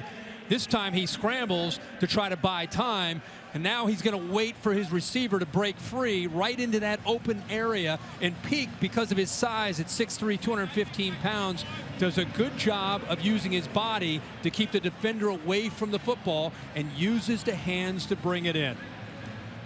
Nick Saban animated, looking at Ronnie Harrison, one of his true freshman defensive backs, and coverage in that play. So Clemson has the timeout. They need to get about 7 or 8 yards closer to get in the range for Hugel in terms of his career long. His biggest fear, telling us, was when Watson scrambles, he says plaster. The defensive backs have to plaster the receivers. That time they did not. Empty backfield. Watson retreating, fires near side. Brooks is open. Stutter step. First down. That'll stop the clock momentarily. 12 seconds in the half. Tigers trying to spike the ball and save the timeout. And now timeout is called. Well, the clock's running. The clock did not. That's what he's trying to tell them. The clock was continuing to run on a first down. It was 12 seconds. Taking their third and final timeout of the half. Boy. Please correct the game clock to read 9 seconds. They'll add 3 seconds back. So 12 seconds when the first down yardage was gained. He's saying fire. That's their sign for fire the ball, kill the clock, kill the clock. For whatever reason, they kept moving the clock. They kept moving the game clock on a first down. There was 12 seconds. The game clock should have stopped. It's been eventful for Clemson at the end of first halves. Remember the brain cramp by Watson in the Florida State game when he clocked the ball against the Seminoles, cost them a chance, and then the interception that he threw, the bad decision against the Sooners in the end zone in the last game. That wasn't on him. No. Yeah. I'm not saying in this situation. Yeah. Remember that he's not going to take a chance here now. Out of timeouts, they send out Hugel from 44.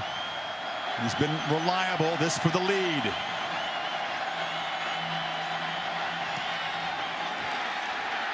An ugly line drive kick that is no good. So each team has missed a field goal of makeable distance. And it's going to be 14 apiece at the break. Interesting finish. Look at Cyrus Jones, and looked like DJ Petway may have got a hand on that football. Tough to tell from that angle, but the kick did not look very pretty after it got past the line. Let's see if we can see if it was blocked by Petway. Yeah, it looked like he may have got a hand on the football. Looked like the spin changed a little bit. You're right. Yeah, DJ Petway, 57, the senior.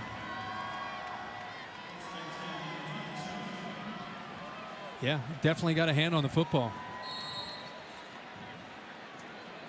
And he's letting you know about it.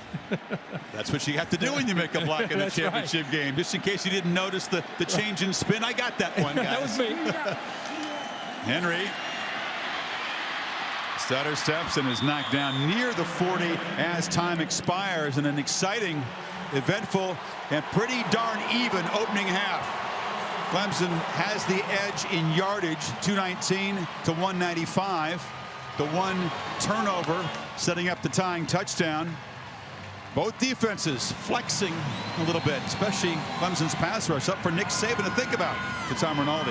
Chris, thank you very much. A tie game going in a half, Coach. What's the more important adjustment, protecting your quarterback or finding a way to limit theirs? Well, we can't take negative plays. Jake's got to get rid of the ball. He's got to throw the check down. He's got to get rid of the ball. Every time we have a negative play, it stops a drive. We got to do a better job on their quarterback because he's really hurt us with the scramble plays, extending plays, and running the football. So that's probably the difference in the game right now. I mean, those two things right there. Appreciate it, Nick. Let's go to Heather. Tom, thanks so much, Coach. You're 30 minutes away from potentially walking out of here with a national championship trophy. What more does this team need to do to make that happen? Well, they're playing their tails off right now, both teams. I mean, it's the way it ought to be. You know, we made the one mistake, kind of made the wrong throw right there, and they capitalized on that. Really frustrated with how the clock was handled right there. That's very disappointing. Cost me a timeout. But, hey, it's a tie ball game. You know, we'll get in here and see if we can come out and play a little better second half, find a way to win it. Dabo, thanks so much for your time. Chris, back up to you. Tigers will get the ball to begin the second half. They've scored on their opening possession of the second half the last 3 games. End of the half in Glendale. Stay tuned after these messages for the Buick Halftime Report. Back and forth, an excellent first half of the College Football Playoff National Championship game presented by AT&T. Each team with 2 touchdowns and a missed field goal. Dabo Swinney-Kirk was hot at the end of the half, and we'll show you why. Zach Brooks made a catch which gained a first down. The clock did not seem to stop immediately, and eventually he had to spend his final timeout. Yeah, I thought he had a legitimate beef. You see the play clock on the left there at 19, 18, and again, see the yellow line, first down. Okay, he gets tackled with 15, 14 seconds, worst case. Clock goes to 12, so there's 2 or maybe 3 seconds. Now watch the clock now. The ball's not even spotted, and the clock's already started. That's why Dabo panicked down at the bottom. Ended up, he's trying to say clock it, meaning fire the ball into the ground. He sees the game clock's moving. He runs to the ref to call the timeout, and now he's frustrated. He ended up missing a chance at a shorter field goal, maybe a shot in the end zone, and they end up a longer kick. DJ Petway ends up blocking it. So I understand his frustration there walking off his sideline. Clemson to get the football, and they have been red hot at the beginning of the second half. In the last 3 ball games, they've scored each time, opening possession of the second half, all of them touchdowns. Scott fakes the reverse and gets a little crease and a return out across the 20-yard line as we check in with Heather Cox for an update from the Clemson side. Chris, Dabo Swinney's message to his team at halftime was simple. We have 2 quarters to win a national championship. We don't need to make any fundamental changes. You guys are playing like crazy. What you need to do is eliminate any mistakes, and we will be fine. Also, 2 injury reports for you on defense. Ben Boulware, their linebacker, has a strained deltoid in his shoulder. He will return. However, Chris, big loss. Mackenzie Alexander, who was struggling to even put weight on that left leg, will not return with that hamstring injury. Tavis Scott, after the return, appeared to limp off as Gallman tries the right side and is driven back for a 3-yard loss by Humphrey. And there is Scott, who's their top pass receiver after the kickoff return, Kirk. Yeah, and he had some injuries late at the end of the season, had some work done, had a scope done to his knee after the season ended against North Carolina before the Oklahoma game, and has looked terrific since that procedure. Watson straight back, flips it across the middle. Renfro with the catch. It's a pretty deep core, but remember that Mike Williams, their top guy, fractured his neck colliding with a goalpost in the opening game, and then Deion Kane was suspended, sent home before the Orange Bowl. So they're down 2 key guys from the start of the year. Yeah, so you turn to Ray McLeod now, who's in the true freshman at 5'10", 180 pounds out of Tampa, Florida. Watson on 3rd and 3. Pitches it near side into traffic's a miscommunication, almost picked off. Humphrey was in coverage. There were 2 Tiger receivers, but not on the same page. No, you're right. It was a miscommunication. You had a soft coverage against the inside receiver. That's who I think he wanted to throw the ball two-legged. The ball goes high. Leak's trying to actually block. Sharon Peak's actually trying to block, and that's why he's saying, I thought you were going to cut out. A miscommunication here to start this second half on 3rd down. Cost him potentially picking up the 1st down and keeping a drive alive. Yeah, 3 and out. And the dangerous Cyrus Jones standing at his 25. Teasdale low snap, low boot, and doesn't get a great roll. In fact, it just stops right there at the 36-yard line as we check in with Tom Rinaldi on the Alabama side. Chris, talked to Lane Kiffin coming out of the locker room at halftime. I asked him what he told Jay Coker. He said it was simple. Step up in the pocket and stand tall. Stop running around the rush. That's what's creating sacks, and that's what's limiting the opportunities. He said he told his quarterback, if we don't commit turnovers, we're going to win this game. Nick Saban, at the foot of the tunnel before the team took the field, can't really use all the words that he used, a few expletives there, but basically said, light a fire under yourselves. This is fun. This is what we work for. This is why we're here. Go out and take it. 3rd quarters have been terrific for Alabama this season. They have dominated opponents in the 3rd quarter. 2-back look now, Henry and Drake. They hand it to the Heisman winner, and he plows forward for about 4. We talked to the entire 1st half about Jay Coker and some of the issues that he's had. Give Clemson credit, though. Here's an example how they dropped both their defensive ends. They blitzed the linebackers. You can see the coverage downfield. That's what Lane Kiffin's talking about. All that running around. He wants them to step up in the pocket. Here's another example where they confuse him. They have done a good job of making him hold on to the football. They flip it to Drake in the flat. Stiff arm, nice move around the edge by Drake, and he shows the quicks to get a 1st down. And remember, Mackenzie Alexander is not out there to the field corner. They have Adrian Baker in there, a sophomore who's not played nearly as much football. So you take one of your best cover men out of the game with the injury, and you put in Adrian Baker, and that was exactly where they picked up that 1st down. 2-by-2 look. They fake it to Henry. Coker loops it downfield. Howard is wide open, and the tight end will waltz to the end zone. 53 yards against a confused secondary. And the confusion's right here. You have 2 receivers into the boundary, only 1 defensive back.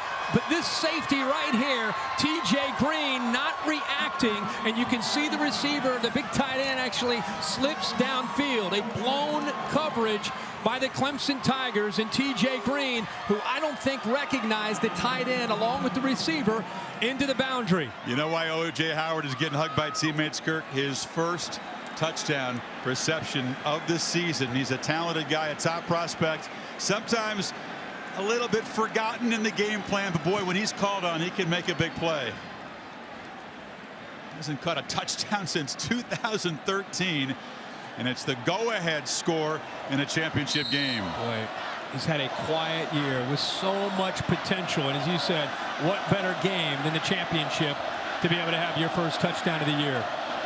Griffith knocks it through. He told me last week, sometimes I have to wait and be patient, but when I get a chance, I got to make sure I take it. He sure took it here. Clemson busts a coverage. Give Jake Coker a lot of credit for being able to recognize that. And here's a look at the play from the AT&T pylon cam as O.J. Howard takes it into the end zone, stays in bounds, and the Tide are up now by a touchdown in this second half. And Watson has to answer again. Another look at a tackle on Henry by Mackenzie Alexander that led to the injury that has knocked him out of the game, as Heather reported moments ago. Helped back onto the field to try to be moral support for a secondary that just gave up a big touchdown play. Kickoff. And Scott, after hesitating, takes a knee. Should mention that was the side where Cordray Tankersley, the corner, lines up. It was not towards Adrian Baker, but we talked about TJ Green maybe being confused there.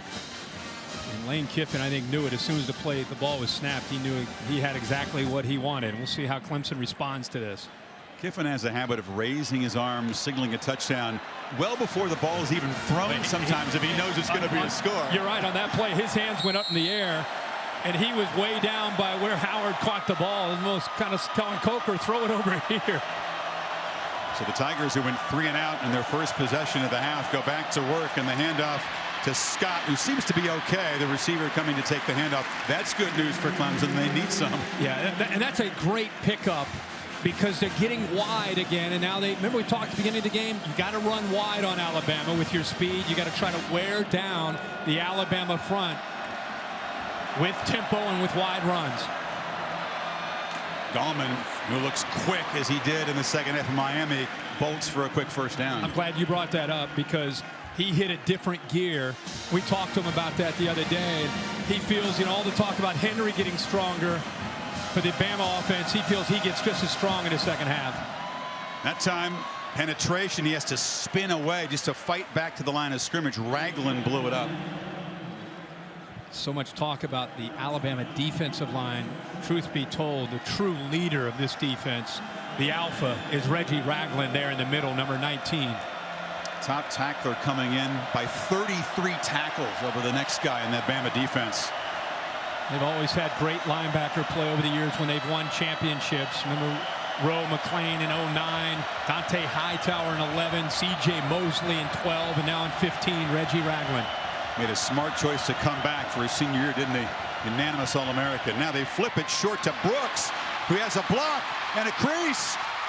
Zach Brooks still rumbling to the Alabama 40.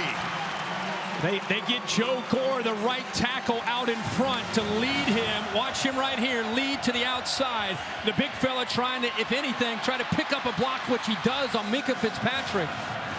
He got 22 yards. Watson now, the keeper, as the Tigers employ their trademark tempo again. They are. It's like now they're not substituting. Peak, the receiver on the right, moving now over to the left. Still going tempo, not allowing Bama to substitute. From the pocket, a downfield shot. Renfro in a battle and a flag. Interfered with by Minkah Fitzpatrick. Again, it was freshman on freshman. The only difference is it's a freshman who's a 5-star can't-miss prospect and a walk-on who played option quarterback last year. Good point. Pass interference, number 29 of the defense. 15-yard penalty, automatic first down. Now the walk-on got the better of the 5-star guy there. And he has all night. I mean, that's been a matchup that we've seen Deshaun Watson be able to exploit. Once that ball's in the air, Minkah Fitzpatrick gets pretty physical with Renfro. The last thing he wants to do is give up another touchdown to Renfro. Ball near the 20. Watson still got it. Trying to escape. That time they close him down. Reggie Ragland forced him back to the inside where Deshaun Hand and the rest of the Crimson Tide defense was. That's what you need to do against Watson, is just do the best job that you can in corralling him, not allowing him to create on those pass plays. 11 rushes so far for the quarterback, 50 yards net.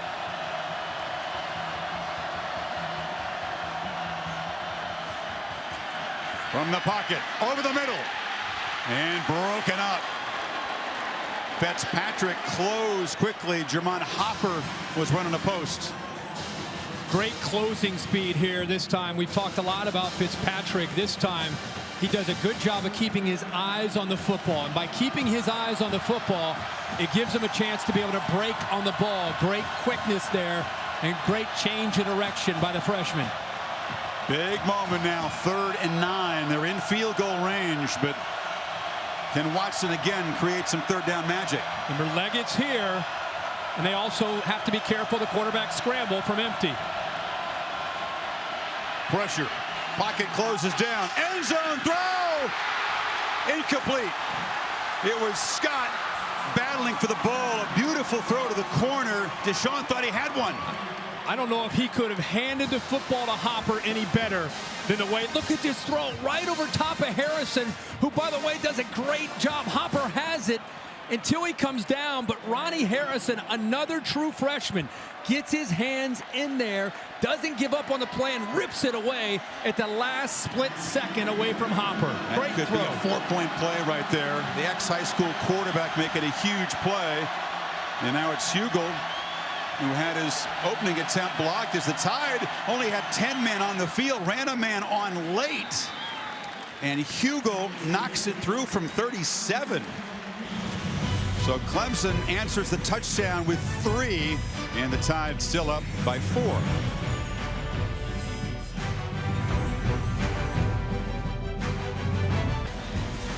Well, a battle for the national championship trophy. It is worthy of the occasion.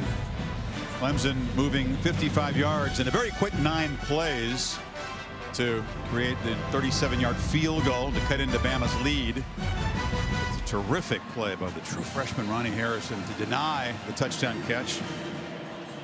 Just absolutely tremendous effort there by the freshman.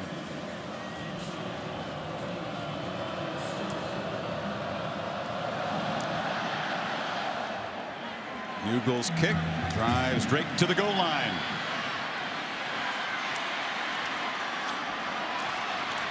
And a tough return to the 25. Another look at Harrison's great play. Yeah, let's take a look at this. This is tremendous effort by 15. Ronnie Harrison has his hands, and I think Hopper has it. And right there, almost backhands it the last second. Take a look at this play from the AT&T pylon cam. The ball is caught, and then the backhand effort at the very end, right there. Boy, that's a great look at it as they come right into your family room. Our pylon cam. I think Watson and Scott thought they had a touchdown there. Absolutely. So now Bama with that touchdown in the last possession. The great play call by Lane Kiffin. The execution by Coker to Howard. Trying to build on a 4-point lead. Coker under center. It's play action. Again, holding the ball too long, getting sacked by Kevin Dodd. Again, a flag comes in. Speaking of holding, Dominique Jackson doing everything he can to try to slow down Kevin Dodd, who's having a field day tonight. Holding. Number 76 of the offense. The penalty is declined. 2nd down. Watch him come over in 76 to right tackle. 98 Dodd up at the top of the screen. Just uses tree. He's out even late off of the snap. But he's just getting around him with quickness. 6'5", 275, has been doing it all year. Well, everybody wants to talk about Shaq Lawson. It's been Dodd that's been just as effective, and I would argue that as a duo, bookends, they might be as good as you'll see in the entire country. You singled out Jackson. He's a good run blocker, but he struggles in that kind of pass protection in space, doesn't he? Henry, short gain. See, it's easy to look at 3rd down and long and say, boy, it's been a problem for Alabama all year. But tonight, what's hurt them is 1st and 10. They have struggled on 1st and 10, and it's put them in 2nd and long and 3rd and long. That short run for Henry creates another record, a milestone, all-time rushing record. Had by Sean Alexander in 1 year as a full-time starter. He's gotten it. 15 needed on 3rd down, and Henry again. Another flag comes in as he's knocked down for a short gain. I think they got another hold here. Dominique Jackson, I think, again may get caught here, the right tackle. He's a guy, he was an offensive lineman in a wing T system. Number 76 of the offense. This penalty is declined. 4th down. In high school and in junior college. This is kind of new for him. Yeah, I think Clemson was pretty confident in talking to their coaches about the matchup up in the trenches. You see him just right here on the right side. Watch him just wraps up. I mean, that's arguably one of the best tackles of the night by Alabama. he wrapped him up perfectly. So the Tigers force a 3 and out.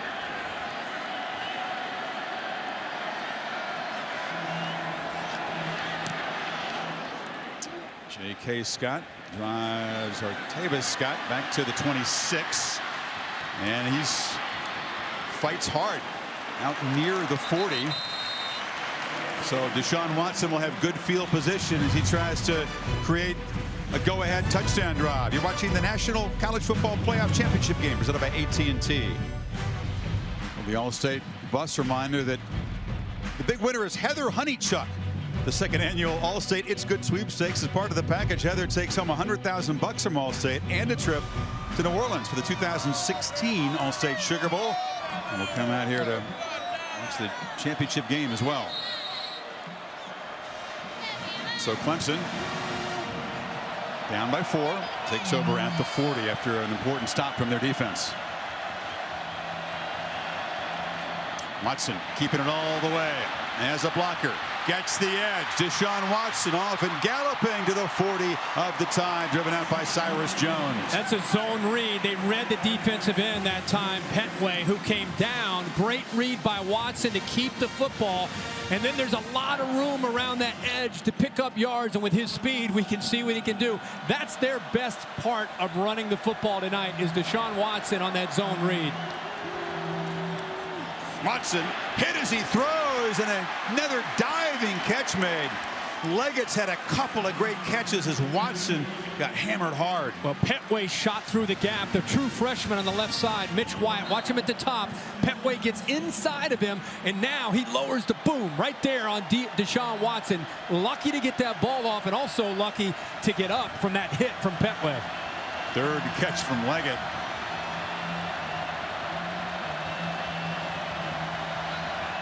Gallman in the game has yet to get on track. Really hasn't done anything. The Tigers' top running back, who had almost 1,500 yards coming in. Watson again pressured, throws to the end zone. Renfro tried to make the hat trick touchdown catch, could not come up with it. Fitzpatrick again in coverage, and McLeod, another receiver, was in the area. Well, he knew that he had to throw this football with quite a bit of velocity. They had a safety in the middle of the field who's coming over to get involved, but it's that matchup again. Renfro against Fitzpatrick. The ball is thrown away from Eddie Jackson to not give him a chance to come over on the ball. And because of that, it went too far behind the freshman receiver. What a terrific battle between those two freshmen. As you said, the 5-star corner and the ex-walk-on receiver. And a false start. False start, number 34 of the offense. 5-yard penalty, 2nd down. It's on McLeod. Well, it's only 5 yards, Kirk, but when you're down here in potential scoring position, it stings. In this kind of game, that's huge.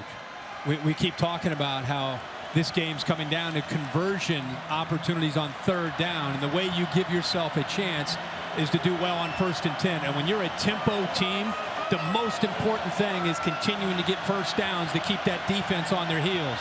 It makes this 2nd down play really big. Play clock winding down.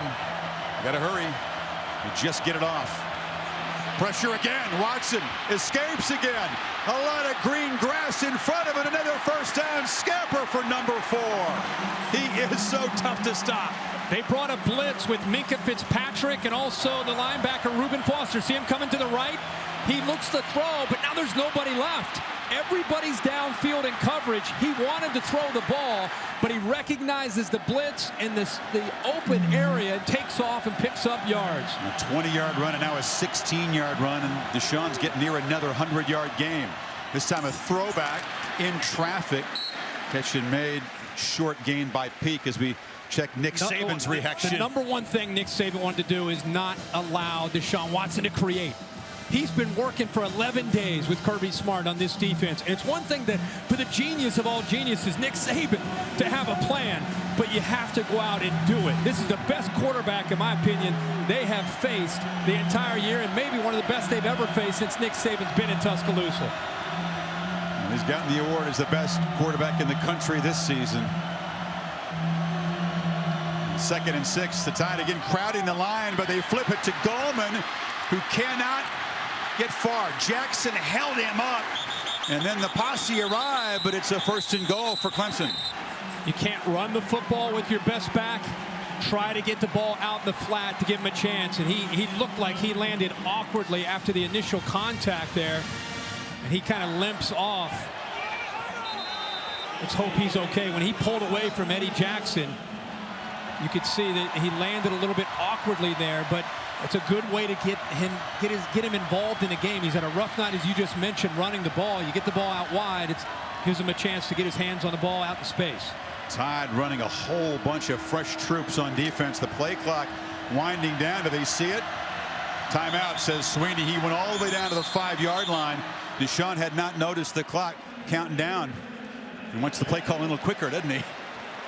So Clemson threatening to claim the lead when you come back. Well, Wayne Gallman, Kirk, had his leg looked at by the trainer after this awkward landing right there on the tackle from Jackson. Yeah, that right there, that's what I saw live, and he kept fighting to try to pick up yards. The good news is he at least is up for now and trying to talk to coaches into letting him continue. He's actually out there. He did a good job of negotiating. He's back out on the field. Yeah. 1st and goal. Can the Tigers muscle the ball in? Watson on the edge, takes a big shot, knocked down at the 2 by Ragland. The Bama defense has only given up 6 rushing touchdowns all season. Surprised that Alabama attacked and squeezed in on the running back Gallman and gave Deshaun Watson a chance around the corner. You'd think it'd be tough sledding in between the tackles, and you would think they'd want to run Deshaun Watson wide. Gallman hit and dropped for a loss. It was Denzel Duvall penetrating its 3rd down. And also saw Ashawn Robinson getting in there. Deion Hamilton coming off the edge. I'm telling you, it is hard to get inside. What do you call here, Kurt? I get Deshaun Watson on the edge. I give him an option to be able to get out wide and use his speed. It's tough to run between the tackles. Now they've got a power look. I formation. Couple of tight ends. And a handoff to Gallman, who smashes straight ahead and scores. Tigers go strength on strength and take the lead. Very, very impressive by that Clemson offensive line. 5 new starters.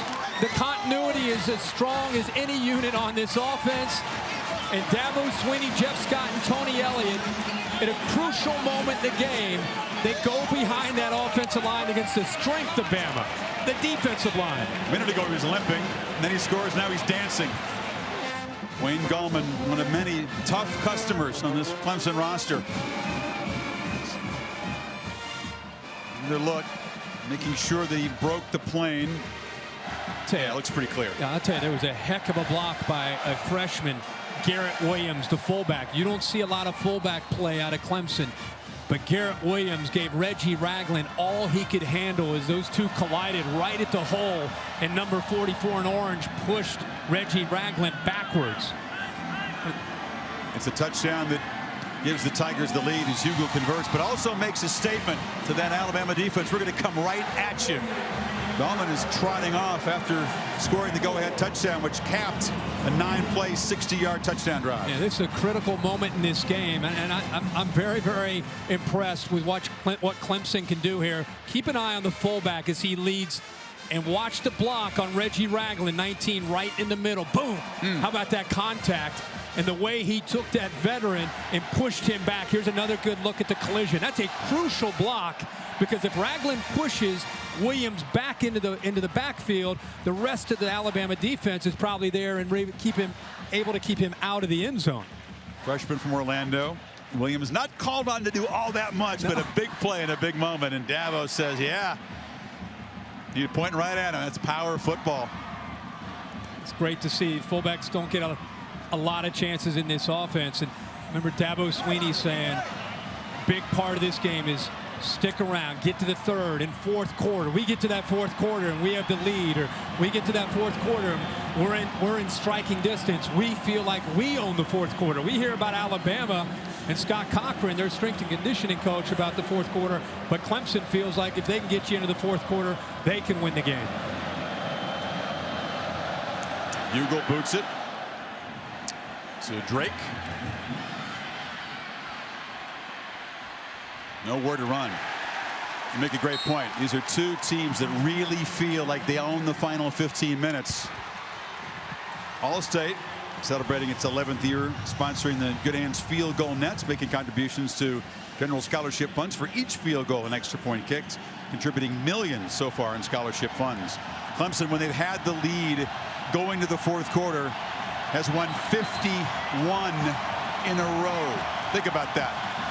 It's going back 5 years. That's crazy. But this year, they've had to hang on, Kirk. They've actually been outscored in the fourth quarter, yet somehow been able to protect that streak. And with 4:42 to go here in the third quarter, all of a sudden Death Valley starting to feel like it's alive here in the desert. Clemson faithful making a whole lot of noise as the Heisman winner is knocked down by Goodson after a short gain. Remember, a theme that's been developing here is when Coker drops back to throw, Dominique Jackson and Taylor on the right side have really struggled to slow down the pass rush of Kevin Dodd. I think Lane Kiffin's got to come up with an adjustment, either throwing screens, quick passes, try to get the ball out of the hands of Jake Coker quickly. Otherwise, you got Coker back there holding the ball, and you've got Dodd and Shaq Lawson closing in on him.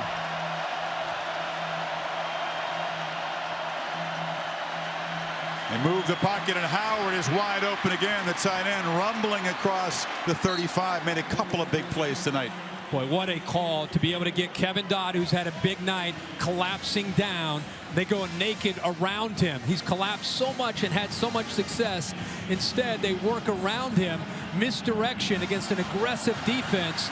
Great call again by Lane Kiffin. Coker again having an efficient night. 12 of 16 for 158 and a touchdown.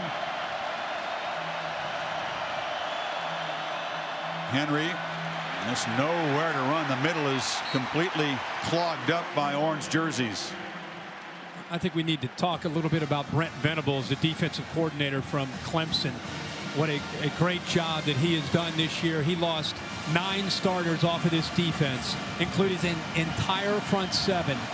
He had to play some young people early. Christian Wilkins, DJ Reader wasn't even involved until about week 8 or week 9, and they have not missed a beat in 2015. Doing a good job of disguising and mixing up the looks tonight.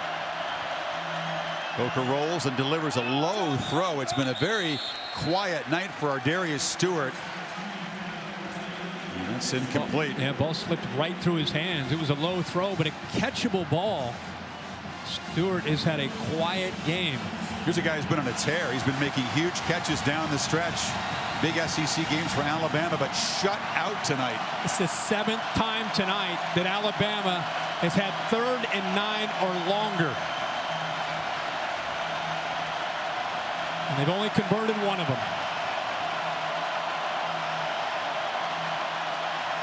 Here comes the pressure. Coker gets protection, delivers, and is off the hands of Mullaney. The normally reliable receiver would have had first down yardage. Blanks in the coverage. But great job by the offensive line. Watch him drop a little bit to his left away from Dodd. Kind of a soft roll. A great job of throwing the football. This ball's thrown with a lot of velocity. Mullaney usually sure-handed, especially on 3rd down. Just could not hold on to the football as Travis Blanks was in coverage there.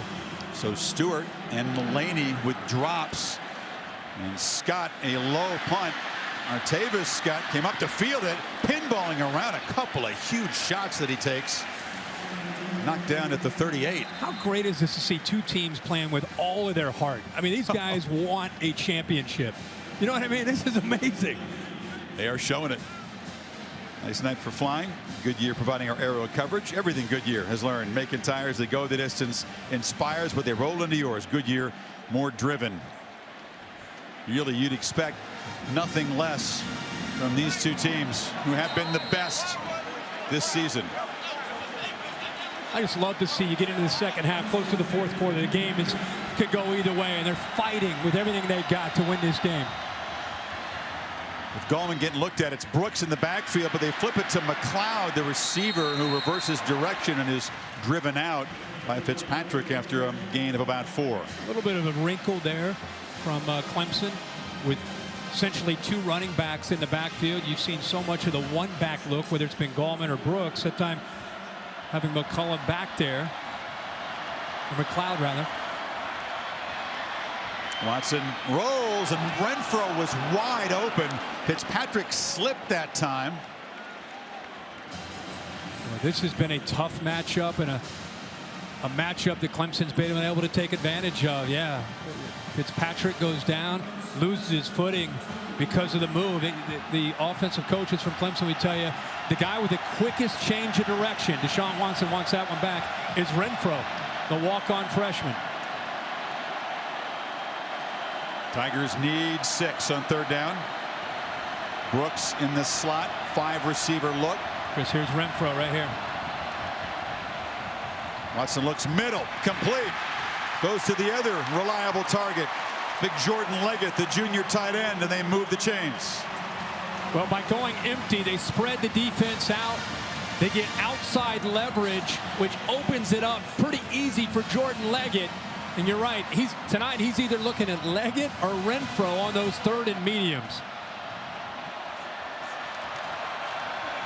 Watson to Scott, and a short gain on the far side. Every time they convert one of those 3rd downs, you can just see a little deflation in that Alabama defense. I'll tell you the difference between last game against Michigan State and Connor Cook and what you're seeing tonight is the tempo, and a quarterback that can run and throw has Alabama. They're not the aggressor. They're on their heels. They're not pinning their ears back, dictating things. Things are being dictated to them. Watson rolls, wants to throw back. So look downfield, and again tries to find Brooks. Foster, the linebacker, was tracking him closely. It's 3rd and 8. I don't know if Brooks slowed down on that route or not, but good coverage downfield that time. They tried to get Reuben Foster out of position. And Wayne Gallman is saying, this is a national championship, guys. I've got to do anything and everything I need to do to get back out on that field. Now, what does Kirby Smart in his final game as Bama defensive coordinator, what does he call here on this 3rd down play from his side? Will they try to bring pressure? Now they rush 4. Watson still got it. Pressured, escapes again. Cannot escape that time. They finally get to him for the first time. Chris, they actually spy this time with Rashaan Evans right over the right guard right here. Watch him. Keep an eye on him and see what he does. See how he just sits in the middle, takes away that running lane, forces him wide, and now he's able to chase him down and use the speed of Alabama. Nice adjustment with the spy from Kirby Smart and Nick Saban, taking away the ability of Deshaun Watson stepping into the pocket and looking for that 1st down. First sack of the season for Evans, so a little wrinkle there from Smart as they do change the philosophy on 3rd down. Here's a good punt. Teasdale and a nice roll. It gets away from Cyrus Jones, who couldn't field it, and it rolls dead at the 5. So 52-yard punt, and Bama backed up final minute of the 3rd quarter. Been solid on special teams tonight. It's been a problem area all season long, but there's a nice punt. Let's take a look again at the AT&T pylon cam. An outstanding punt and a good view of it from there. And it's great to see Teasdale have a chance to come back and redeem himself from Charlotte. Has done so much since then. But this is a game of field position.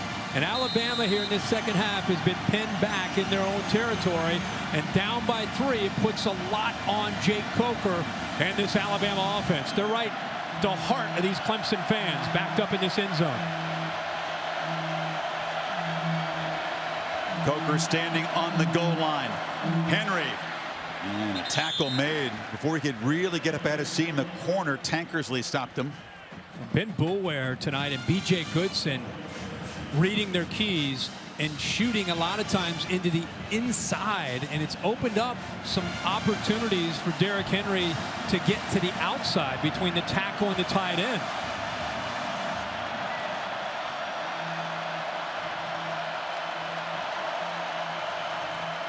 Henry again, tough sledding inside against the Tigers. It will be 3rd down as the 3rd quarter comes to an end.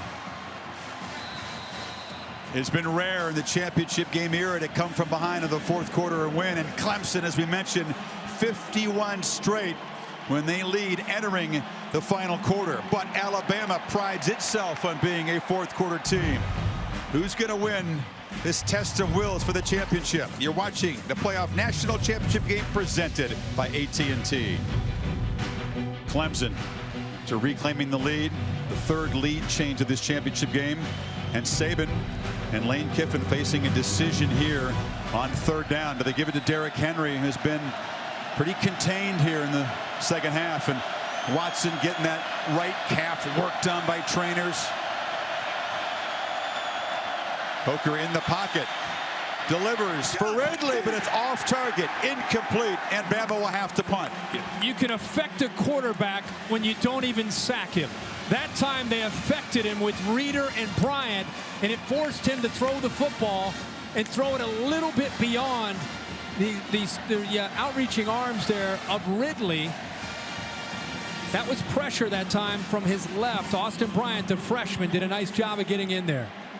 And again, with Alexander out, that was Tankersley, who was giving actually Ridley a cushion there, but Coker couldn't find him. So Scott backed up in his end zone. Clemson could have excellent field position to try to pad this 3-point lead. Play clock down at 2. Scott gets away a decent punt and a fair catch made right at the 50-yard line. Nick Saban knows that a chance for a pitch and catch 1st down slipped away there, and now his defense, so stat all year, have to come up with a big stop. The Bama fans on their feet trying to inspire their defense to go up with a stop as the Tigers take over up 3 at midfield. Since Bama scored a touchdown to take the lead, Kirk, 3 empty possessions totaling 26 yards with 3 punts. They've had poor field position, but the Tigers defense has done a great job. Manny Teasdale, the punter, pinning Alabama back, also a nice job. Now they've got great field position. See if they capitalize. 2-back look with Scott, the receiver, in there, getting the handoff. Gallman, the lead blocker, and that's a little wrinkle in a 10-yard gain. It's helping them get to the edge. They pick up a nice block by the receiver Renfro on Minka Fitzpatrick, and now Gallman in there as a blocker, leading the way, doing a nice job, picking up huge yards there on 1st and 10. Frustrating night for Gallman as a runner, but he always gives his all as a blocker, doesn't he? Sure does. Big reason why Watson's had so much success running the ball in the 2nd half of the season. 2 backs again in that backfield. Motion 1 out. Fumble. A poor exchange. It was Watson with a late attempted handoff to Gallman, and he has to jump on it with Petway right there. Yeah, let's see the exchange here. It's not a read with his own read. It looked like ball maybe got in a little bit high. Deshaun Watson trying to, instead of just falling on it, tries to pick it up as he's moving. He had his head up there. He saw Petway charging. Risky move. But just a 2-yard loss. Watson, brief hesitation, takes off and cannot escape. Gets back to the original line of scrimmage, or just beyond it. It'll be 3rd down. This is where you see some of the wear and tear of the 1st, 2nd, and 3rd quarter play calling typically start to take effect for Clemson's offense, where all that wide running, all the tempo, all the things they do try to wear down guys like Reggie Ragland in the past. And most of this year, that's really paid dividends for them in the 4th quarter. 3rd and 10, not in Hugel's field goal range quite yet. Watson, downfield, jump ball incomplete. Well defended is Humphrey against Scott that time, and it's 4th down. Well, Alabama sold out. They played man-to-man across the board. Good move by Scott, but great job of catching up there by the freshman Marlon Humphrey, and goes up and knocks that football away. Love to see corners find the football in college football. So often we see them with their back turned to the ball, to the quarterback, but Humphrey had a lot of confidence in getting in position and then turning back and knocking the ball away. Sweeney's plea for pass interference not answered, and now from the 40-yard line, Teasdall just drops the point, tries to hit a sand wedge, a diving attempt to down it, but it's a touchback. So Bama's defense does make a stop, even though the Tigers took over in midfield. Bama's going to get it back, down 3. Pylon cam showing you that look. Came very close to pinning them at the 1-yard line. It just slips away. Tigers defense did a terrific job of limiting Henry in that third quarter. Kirk didn't have a run longer than 5 yards. 7 for 21 yards. So many times in games, this is the quarter where he's begun to take over. They fake it to him there. Coker rolling out. Delivers a hard throw, and a catch made by Ardarius Stewart. Finally, he's on the board out to the 45. It's been a long time coming. Yeah, it's the first catch in the second half for any of the wide receivers. It's been a quiet second half, but a great play call by Lane Kiffin to get Jake Coker on the edge on 1st and 10, play action, and now they go tempo again. You feed Henry. And you got to take a hat off to Lawson, Reeder, Watkins, Dodd, and the backups in that Clemson defensive front. Yeah, they've done a great job up front. You know, you're seeing more tempo tonight from Alabama than you typically see. Lane Kiffin, and it worked actually in the last week with Chip Kelly. Chip Kelly visited Tuscaloosa. One of the things they talked about is what tempo can do to a Clemson defense, and you've seen a lot of evidence of that tempo tonight. Of course, they see it a lot in practice, but some teams have hurt the Tigers with some tempo. Stewart dropped for a loss off the edge. Tankersley. But again, the middle was clogged. Tankersley comes in very, very fast right here, just attacks. By doing this, he beats Howard to the spot. And a lot of times you'll see Brent Venables blitz to stop the run. It's not just about getting after Jake Coker. They blitz on situations where they expect the run from Henry, and that time Tankersley takes Henry down. Remember, the right side has struggled. We'll see if Coker rolls away from Kevin Dodd, who's lined up down here. He's been a nightmare tonight for that offensive line. They bring pressure up the middle. Coker leans back, looks downfield for Stewart. He's got it. Acrobatic, twisting catch by Stewart, who's suddenly come alive. Jake Coker makes the throw of the night. Ben Boulware gets into his face. He throws that way before Stewart is even thinking of turning to look for the football. Throws it to a spot, and Stewart gets there. And now Henry hammers forward. A 38-yard gain on 3rd and 11. Unreal. One of the first times we've seen them convert on 3rd and long. But Jake Coker deserves all the credit for that throw. He had to get rid of the ball as Boulware came in. Just threw it up and as far as he could, hoping that Stewart would eventually get there, and he did.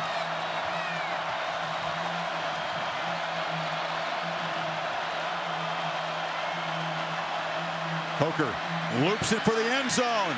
Jump ball incomplete. Ridley well defended by Adrian Baker, one of the young guys who's got to step up. That's the matchup here in the second half with Mackenzie Alexander down. Baker stride for stride. He also tries to be able to get his head turned around. Baker with long arms, 6 feet, 180 pounds. Little fistful of jersey there. Is that enough to warrant a flag in your view? I have to ask Dave Kataya, who's up here. He's giving us the maybe. To me, he turned his head, and that's very, very important in a judgment of an official. On 3rd down and 8, Coker fires over the middle, trying to get the ball again to Stewart, but there were a few Tigers in the area, including T.J. Green, and it's 4th down. The other thing that's been tough on Coker is Michigan State played a ton of man-to-man. Florida plays a ton of man-to-man. It makes it easier for a quarterback to read. When you're a quarterback and you drop back and you see 7 or 8 orange jerseys dropping in different areas in zone. It makes it very hard for him to read, especially with the combination of that pass rush closing in on him. Adam Griffith missed wide right from 44 earlier. This from 33 for the tie.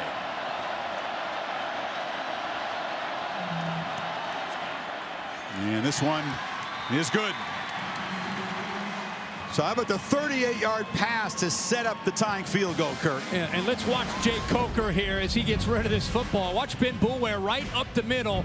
Watch how early he has to throw this ball. Look at Stewart. Stewart is still running his route, and that ball just drops out of the sky right into his hands.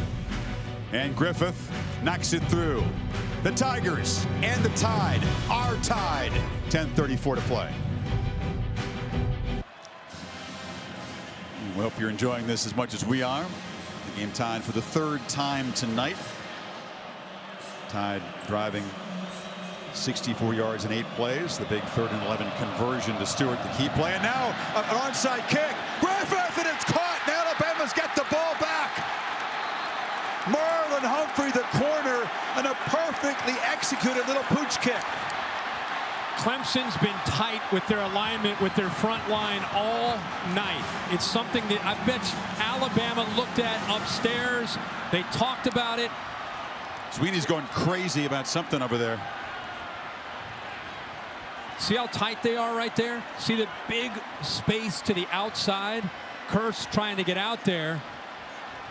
And Humphrey comes down with the ball. I don't know if it was offsides. I don't know what Dabo Sweeney's Tell me offside, and the kickoff's going to come into play in a Clemson game again. The ball was legally caught and recovered by the kicking team beyond 10 yards beyond this kick spot. The advance is not allowed by rule. The ball is dead at the spot where first possessed by Alabama. Well, he caught it 15 yards downfield. I don't think that was in question We thank at all. Terry Lydon for the lengthy explanation. What it means is it's Bama ball, but they can't advance it beyond where Humphrey got it. Right they were around close to being offside, though. But look how tight they are right here. See how tight? All that room to the top. They disguise it perfectly. That's about as good as a kick as you could hope for from Griffith. They practice that a lot, don't they, Kurt? Yeah, they sure do. They really practice it a lot, and he executes it very well, the former soccer player from Poland. He floats it right over the shoulder of Humphrey. In a game that's tied in the 4th quarter, you're waiting for a big play to maybe change the complexion.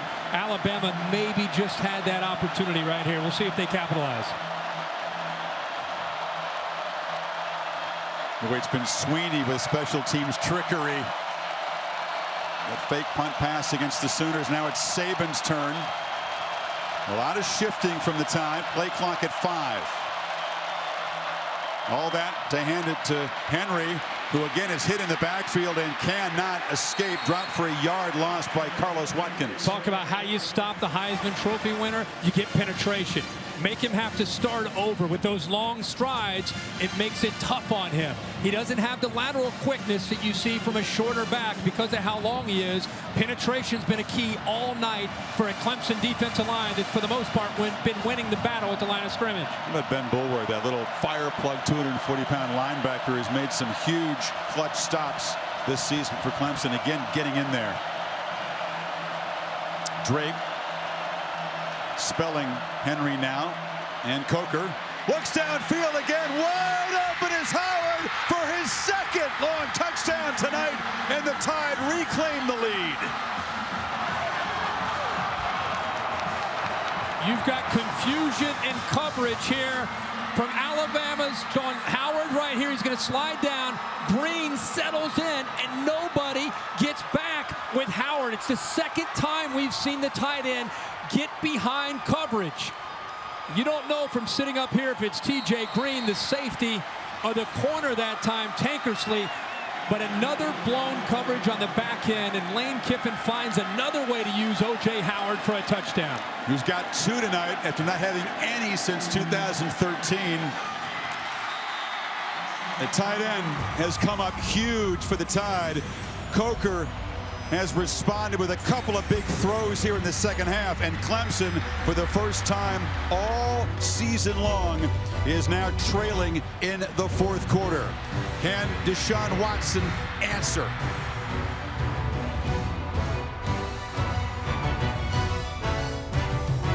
Bama scoring 10 points in 49 seconds. And Griffith, this time the conventional kickoff. It's a deep one and will not be returned.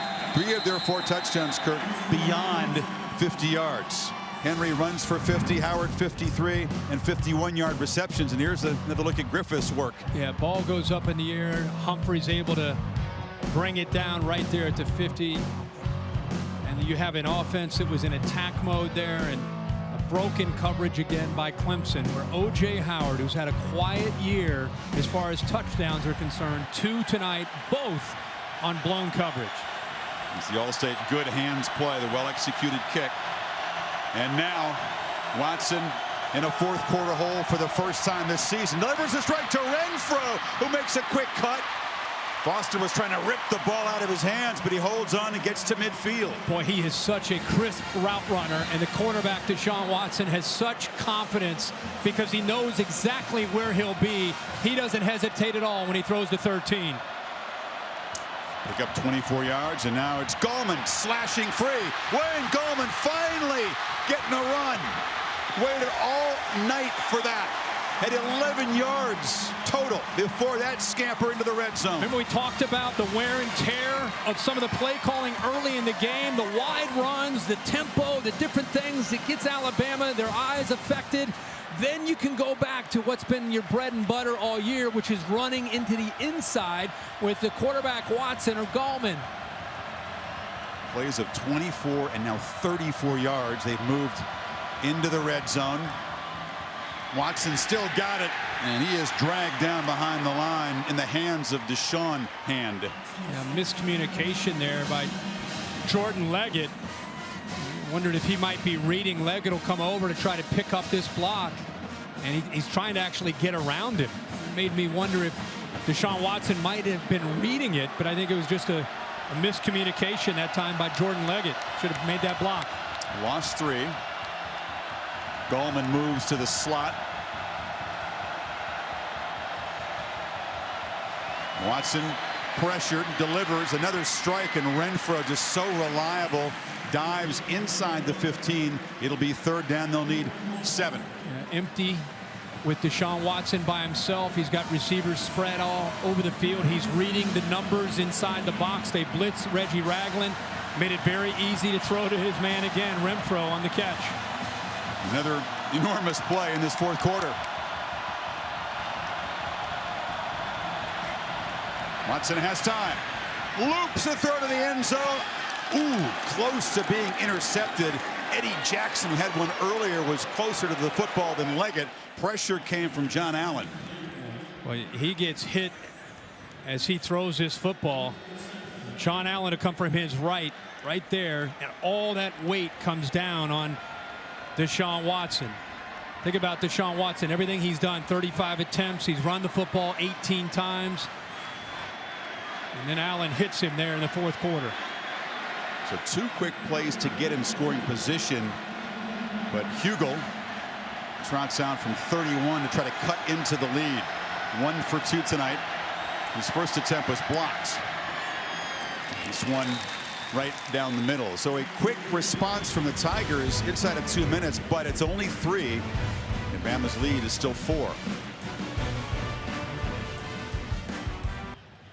Deshaun Watson looked at again by the trainer.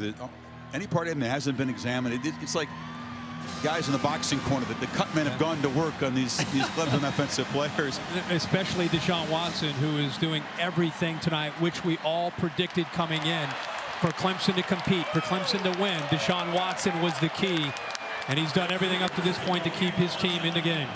Heather Cox reporting that when his face was driven into the ground by Allen that time, Deshaun got some grass in his eye. That's what they were working on over there. Well, his jersey is not clean, and you wouldn't expect it to be. The man has worked hard tonight, doing everything for his offense. Quick response does cut into the lead, but now the Tigers defense is going to have to stop Henry and company. Drake makes a cut, gets the corner. Look out, Kenyon Drake can fly. Eludes the kicker and will not be caught. Touchdown, Drake. 95 yards.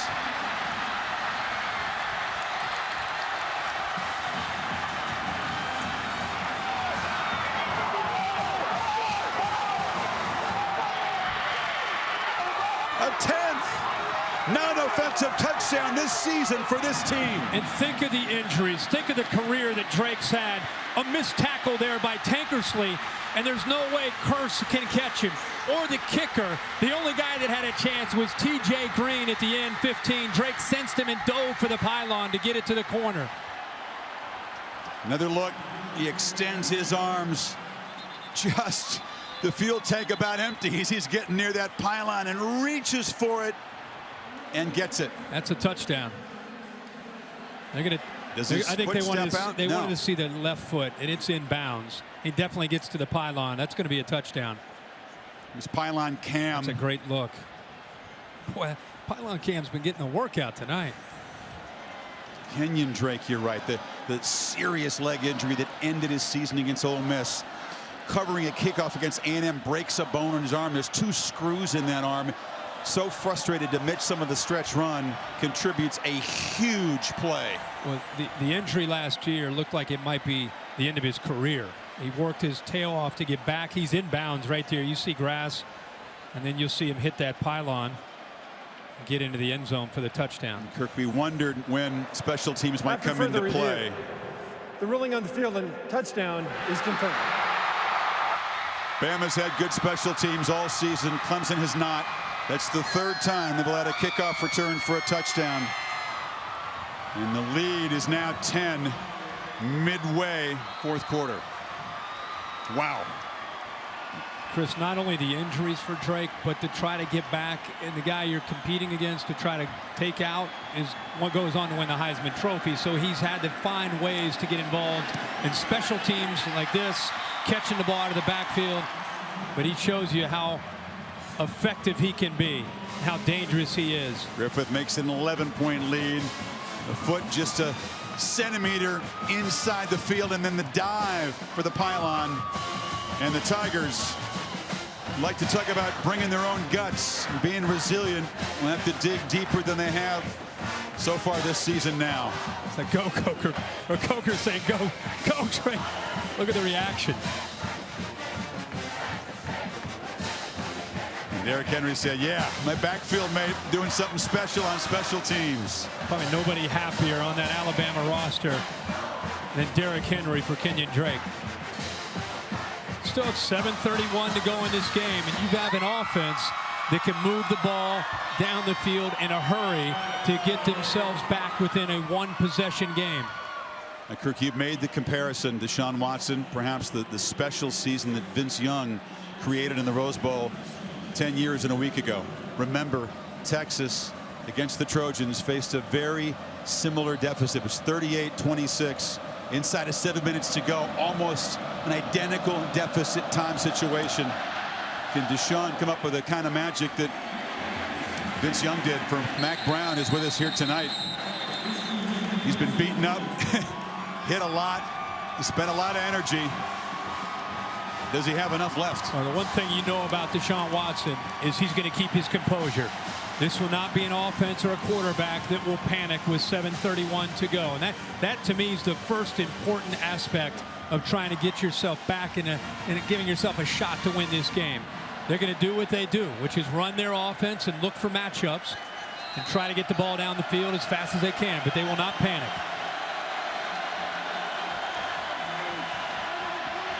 Watson hit, ball comes out, it's no fumble. Ruled down before it came loose.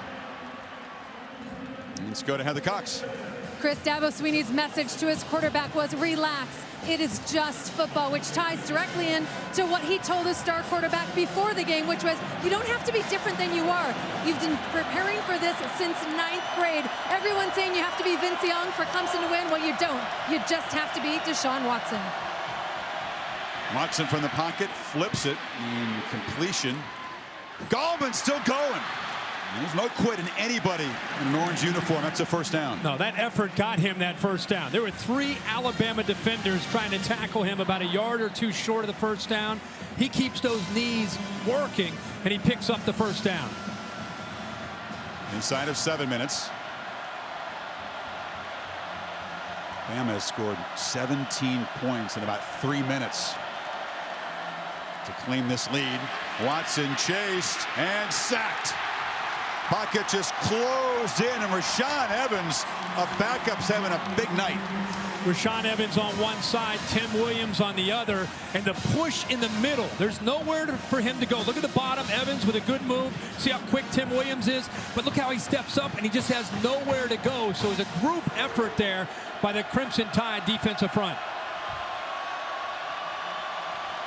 2nd and 13. Watson flushed again. Flips it short again. Gallman showing toughness. Still running. Determination. Gallman's in the loose. Cuts it back. Are you kidding me? Shoved out. No flag, but a huge play. Deshaun Watson kept the play alive by improvising, finding his man Gallman eventually. And how about the work that Gallman's doing in the open field? I think Alabama almost quits on the play thinking that he's down, and he just keeps bouncing off the defenders. Huge play for the Tigers. 39 yards. Sets him up, and now Alabama will spend a timeout on defense to get their guys a rest. First time out of the half. They got a 30 lot seconds of into hands on their hips there. This is a remarkable play here with everything on the line. Down 11. Look at the creativity. Keep the play alive. Dumps it down. And now this is, what can you say? Breaks 1 tackle, 2nd tackle, cuts back, not giving up on the play. At this point, you're thinking he picks up a block. He may take it all the way to the house. He is so tough, so determined. Said he's a linebacker in high school, and he may not be the quickest. He's quick, but I think so much of his year has to do with that kind of determination. Good point about him playing linebacker in high school. He runs like a linebacker. I mean, he reminds you. You mean that in a good way. Yeah, oh, yeah. I mean, a linebacker mentality. He's running through that Alabama defense, bouncing off of tacklers. Zach Brooks now in the game to spell Gallman. Watson delivers a low throw. McLeod makes a catch and moves into the red zone. Deshaun now has moved past 4,000 passing yards, so he's got a 4,000-yard passing season and a 1,000-yard rushing season. They get down in this area. Remember, Renfro and Leggett, both at the top and the inside, start to become targets for Deshaun Watson. Both are in this area right here. Gonna move Leggett over to the other side. Tide defensive back still conversing Kirk on that right side. The pass batted and almost intercepted. Diving attempt. Ragland as Reed and Petway were closing in. This defensive front, when they can't get in there, they knock it down. Remember, Petway's had a big night. He was involved in blocking the field goal attempt. He's been involved in knocking balls down. He's been involved in making plays and getting after the quarterback, Deshaun Watson. Doesn't get as much fanfare as Reed and A'Shawn Robinson and Jonathan Allen, but having a big night tonight in the national title. Tigers need 3 on 3rd down. It's Brooks in the flat. Makes the cut. And we'll have a first down at the 15. Important to remember here, they have taken a little bit under 3 minutes on this drive. You're under 5 minutes. It's a 2-possession game. Clemson not only needs to score, but they need to be able to score and try to save themselves some time to try to get a stop and get the football back.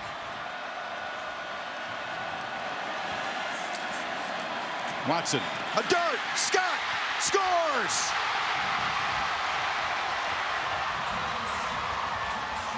A touchdown drive that sums up the determination of this undefeated team. Told you that this football team would not be flustered. They wouldn't panic. They're going to have to go for 2 here to get it to be a 3-point game. Give themselves a chance at a field goal if they can convert here. But outside leverage, an easy throw that time for Watson to his target, Scott. It's been a quiet night for Artavis Scott. He's been waiting to make a big play. That was a huge one. They have not tried a two-point conversion all season long, by the way. Watson is flushed, chased, and cannot get there. Lost the ball as he was shoved out of bounds. Big Jaron Reed was chasing him, and the lead is still 5. Go back to this touchdown. Because of the tempo, because of the success, they had Alabama reeling. He knows exactly where he wants to go with the ball. Instead of the inside to Renfro, he works the outside to Scott. Cyrus Jones had a big cushion, gave him plenty of room. Did not disrupt the timing between the quarterback and the receiver, made it pretty easy. There's some big bodies chasing the quarterback, including Reed, who got there. What an athlete for a guy that size, huh? Yeah, 315 pounds. The leader of this team, along with Robinson and John Allen, selling out, as everybody on both sides is doing right now. Now you set up an interesting situation. Alabama with a 5-point lead. Clemson with 2 timeouts. How does Lane Kiffin decide to attack this Clemson defense? Is he conservative? Does he work clock? Does he put the ball into the hands of Jake Coker and try to make some plays on early downs throwing? Let's see how Lane Kiffin decides to attack. He told me today he's waited 10 years and a week at redemption in a national championship. You remember the stop on Lindale White against Texas. Reggie Bush not in the game that play, was he? He said he's waited 10 years and a week to have this opportunity to call plays again in a national championship. The Tide are crowding the line. Press anticipating Hugo to onside kick it, but he boots it away. And that'll roll dead in the end zone. Well, the Ford GT postgame show is coming up.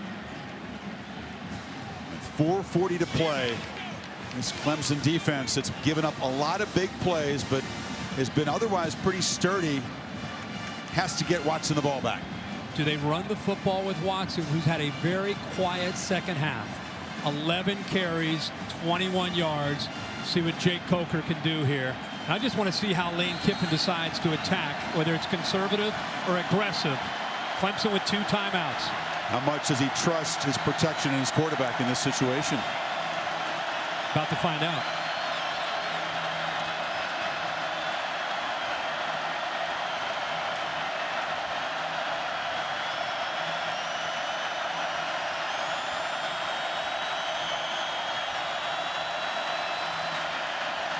Henry hit in the backfield and dropped by Kevin Dodd as the monster night continues for number 98. Boy, he is doing this again. 98 on the right side. Watch him work again and able to get off of Dominique Alexander, or Dominique Jackson rather. Chris, that's his 5th tackle for a loss tonight. Just such quickness. Does a good job of using his hands. And Jackson has had a rough night at that right tackle spot up against Kevin Dodd. I don't think any defender has been better in the postseason than Dodd. A monster Orange Bowl and an even bigger game tonight. So now a timeout taken by Coker. Play clock was winding down at 2nd and 13. What does Kiffin do here? Can he call in a phoner and see if he can get some help? I mean, that is a very, very tough question right now, because on one hand you want to work clock. You want to do everything you can to try to work the clock down, force Clemson to use timeouts. And then on the other hand, you want to try to maybe find a pass that you feel really comfortable with Jake Coker, where you can do maybe some misdirection. We've seen some boots and nakeds where they roll them out away from a potential sack. So this is the biggest call tonight for Lane Kiffin. You talked about Lane Kiffin. Many eyebrows were raised and comments made when Saban hired Kiffin, who had, of course, been fired at USC. We wonder, could these two work together? They have for a couple of years, but now he's waited 10 years, Kirk. This is a big moment for him and for his quarterback. They flip it to Howard, and the big man gets the edge and gets crumbled again. O.J. Howard tight-roping and shoved out inside the 20. Pardon the pun, but Howard has been the rock tonight for Bama. Mackenzie Alexander not being in this game. Baker misses the tackle right there. He gets out leveraged, doesn't get to the outside and force Howard back in where the rest of the Clemson defense would have had a chance. Does not make the tackle in the open field. That's the first time since Mackenzie Alexander has gone out of the game that Alabama's been able to take advantage of Adrian Baker, and it was at the most crucial moment in the game. We just talked about the play call for Lane Kiffin, and they take advantage of it. Now they feed Henry, and this Clemson defense, after a deflating huge gains, got to dig really deep. Howard, meanwhile, has been targeted 5 times, caught 5 balls for 208 yards and 2 touchdowns. For Alabama, they're thinking obviously touchdown to potentially put the game away. Clemson now at 3:20, 2 timeouts remaining. They're thinking about, you've got to force the field goal, keep it at a 1-possession game, and give Deshaun Watson a chance, down 8, with a chance to score a touchdown and get a 2-point conversion to get it to overtime. Tide will work every bit of that play clock. Coker up under center. Henry makes a cut and muscles down near the 6. It'll be 3rd down. The better runs in the second half for Derrick Henry. Gives him a very good chance. They've been pretty effective tonight on 3rd and short. Clemson all year has been a very good 3rd and short defense. The stops they've made to put themselves in position to win a championship tonight. Need another one right here. Think about all the work they put in here tonight. 4 quarters of leaving everything out there, and we come down to a 3rd and 3.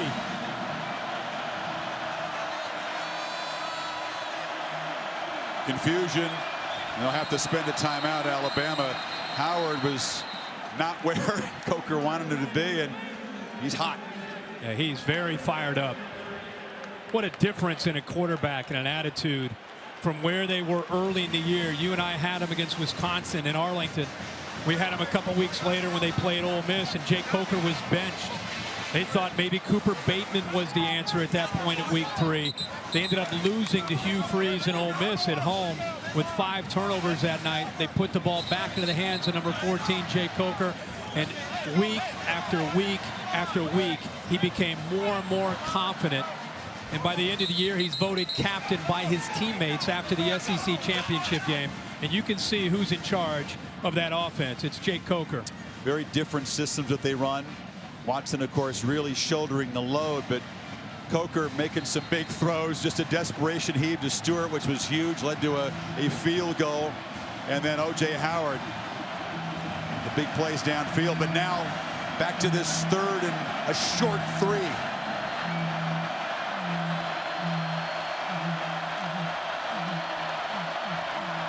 Bootleg.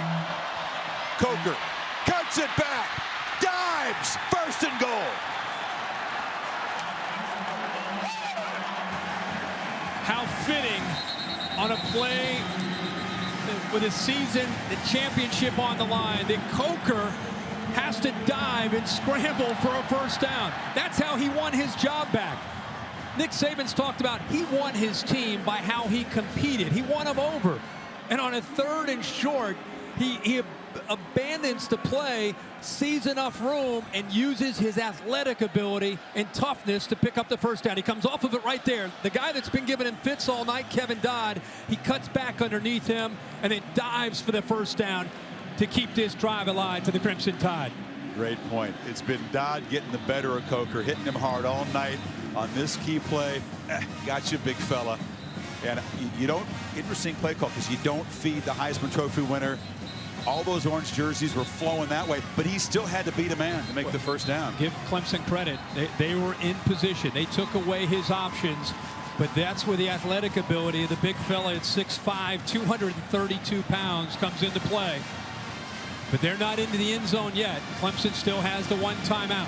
Look who Bama's got in the game, Kirk. Again, the 2 big stud All-American defensive linemen, Jaron Reed and Ashawn Robinson, who paved the way for Henry's touchdown run of the 1st half, are back in there. And they'll probably go behind the All-American Cam Robinson, along with the big 2 defensive linemen on the left side.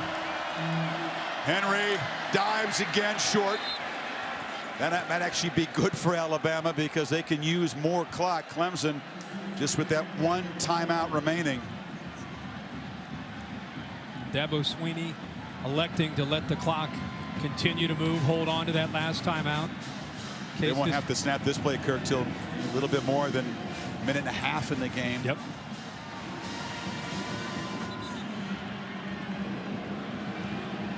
Trot off the two big defensive linemen and bring Michael Niswander, Highway 46, the big 240-pound tight end in. Sneak. No. No signal. Coker stopped short, but again, the clock will continue to tick down. Officials are going to confer here. It's tough to see where the football is before he goes down. I don't think he got across. I don't think any of the officials felt real comfortable in making the call there. I don't know if anybody had a real good view. He just gets lost in a sea of humanity.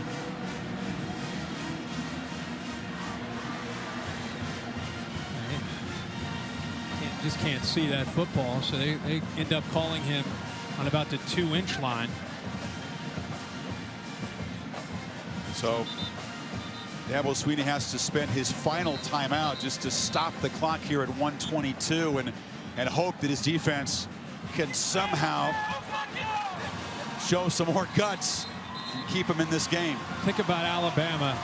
Their entire focus this year: finish, finish, finish. Anywhere you go in their football field, in their football facility, you see the word finish. Nick Saban talks about it all the time. And here they are trying to finish off this national championship.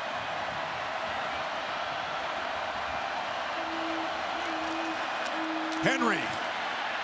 No! Stuffed. Stopped by Clemson. Remember, Clemson cannot stop the clock.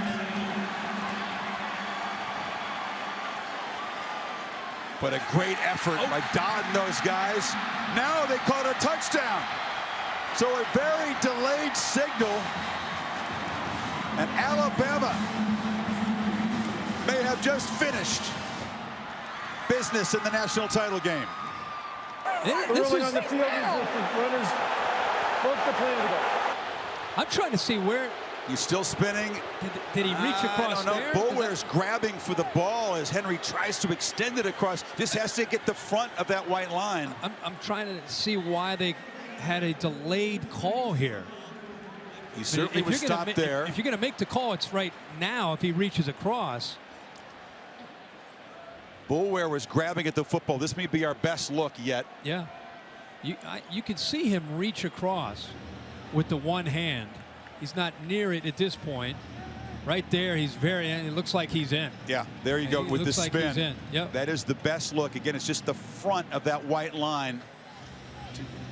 And there's the spin. Oh, yeah. And yeah. He's in. How about that, Kirk? This tussle back and forth. It comes down to a second and third effort. Henry's having his hair grabbed on the play. He's spinning and just reaching the ball inches across that goal line for perhaps a clinching touchdown. After review, the ruling on the field of touchdown is confirmed. So for Derrick Henry, his third touchdown on his 36th carry. The relentless workhorse of this Alabama running game with 158 yards. A 75-yard drive with, again, the big play to Howard, the key. Can't say enough about Jay Coker, Chris. His story. High school football in Mobile, Alabama, goes to Florida State, backs up Jameis Winston, transfers to Alabama, sits behind Blake Sims a year ago, has to put it all together his senior year, gets benched, as I said, week 3 to Cooper Bateman, and instead of going in the tank emotionally, fights his way back. And another look here at the touchdown by Henry, clearly into the end zone. But Coker tonight, 16 of 25, 335 yards and 2 touchdowns, and that says it all for Dabo Swinney. just like you'd expect from the Tigers, done it all season. They gave everything they had. Strong resistance down there on the goal line. But number 2 just a little too strong to stop at the end. And Coker, it doesn't always look pretty with him. He had a shaky first half. Nick was upset with him for not being more decisive, but boy, he responded after halftime, and some terrific play calls, as you pointed out, by Kiffin. Absolutely. They found their rhythm, and they were also at crucial moments in the game. I mean, potentially game swinging moments. Special teams also played a big part tonight in this game. Right, Griffith, who had that crucial, perfectly executed little pooch kick, drops this one short, and it's brought across the 30-yard line there by Mylan Richard, a tight end. So now the deficit is 12, minute 2, no timeouts, and the Tigers need a miracle. Bama very susceptible to big pass plays this season. They've been burned a lot, giving up the second most 20-plus yard completions in the SEC, but you'd have to think that Kirby Smart and Nick Saban will drop way back here. Yeah.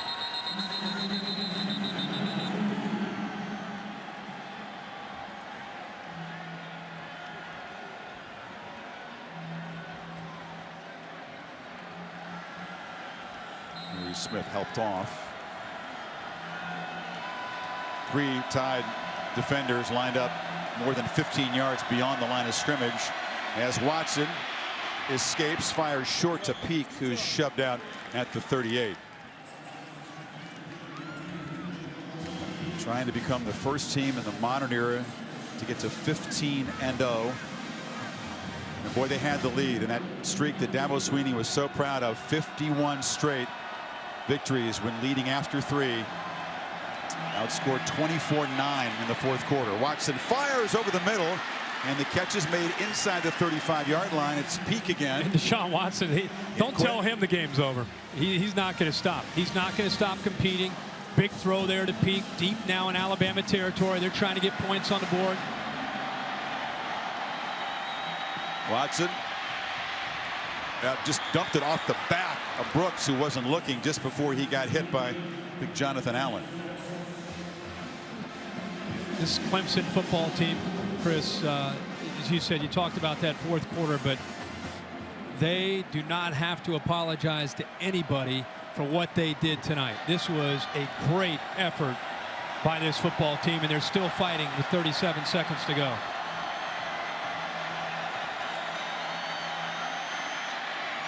Peak has come alive late, does the smart thing and stretches the ball out of bounds to stop the clock with 31 seconds to go. Yeah, great effort there to get the ball out of bounds.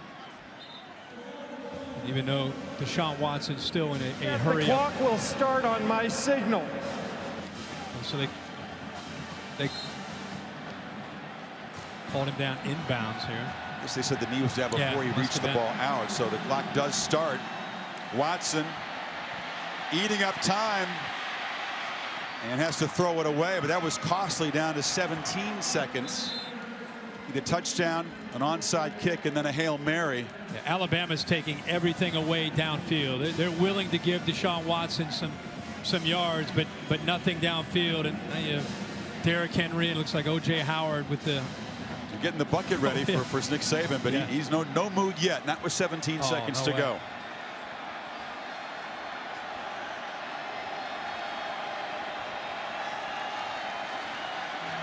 Watson for the end zone. Caught for a touchdown by Peak with 12 seconds. Leggett with 12 seconds to go. Wow. An absolute laser from Watson. Right over the shoulder of the defender, the defensive back, Harrison, puts the ball exactly where he had to put it. And he keeps Clemson's hope alive here. 12 seconds. Leggett, a physical receiver, tough matchup, and they are fighting right to the end. Trying to get Mr. Wilkins into the game, and had 10 men on for the PAT. This to get it to 5.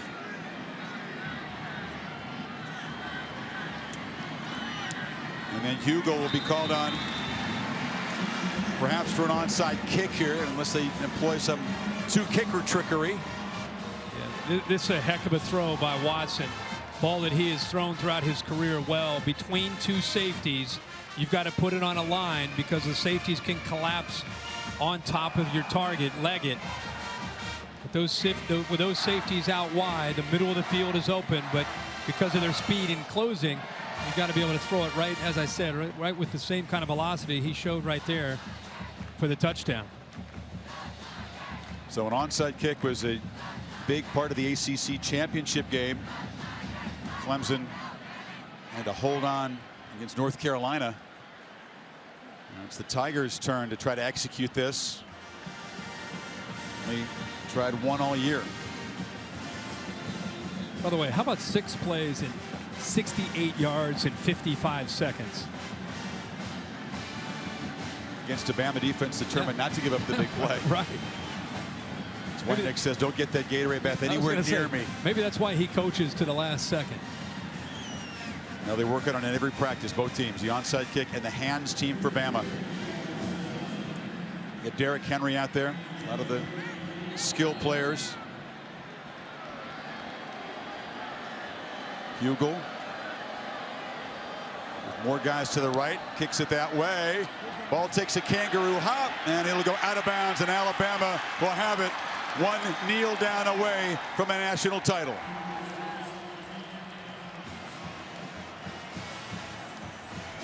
He got what he wanted, the big hop, but it was a little too high at the end. Yeah, it just came a little bit late. And just the bounce of the ball, you just never know. You see Stewart goes up, he's out of bounds.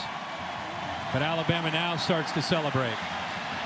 And Jake Coker, who said he's been living a dream, will step out for victory formation, kneel down, and will be a national champion quarterback after waiting his whole life to show what he can do as a starter. Again, been through so much. His looks just so different tonight as a leader of this team. How about Nick Saban, Chris? Finally, oh yeah, boy, they got him. Some Crimson Gatorade. They did a good job. 4th championship in Tuscaloosa, 5th if you include the championship at LSU. Put him up there with the all-time greats. Alabama back on top of the college football world. Another building block in this dynasty. In the desert tonight, a very famous hero, a man who's waited a long time to seize center stage, O.J. Howard. Reggie Ragland in that defense had to work hard to stop the brilliance of Deshaun Watson. Two buddies who became friends in New York at the Heisman ceremony, Watson and Henry.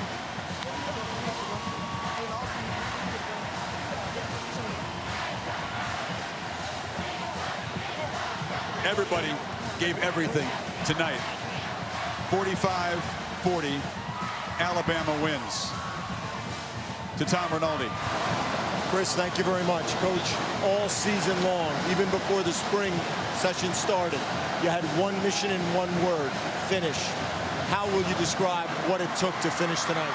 It was a tough game. You got to give Clemson players a lot of credit. They've really got a good team. This is a great challenge for us. I am so proud of our players, though, the way they competed, especially in the second half. We didn't seem to have the juice like we had against Michigan State, but they fought and battled, and obviously we didn't play great on defense in the end, but you know, the onside kick was huge. It was a great kick by Griff. I think that changed the momentum of the game, and our guys finished it. You talked about the kick by Griff. You often say sometimes it's a play, one play that makes the difference. What inspired the call at that time? Well, you know, we weren't playing very well on defense. It was a tie game. I thought we needed to do something that was going to change the momentum of the game, and that certainly did. But then the kickoff return was big, too, so special teams really did it for us. You got number 2 behind you, but you also got O.J. Howard right here, who hadn't scored a touchdown since 2013. What did you see in the game plan that uncorked that performance?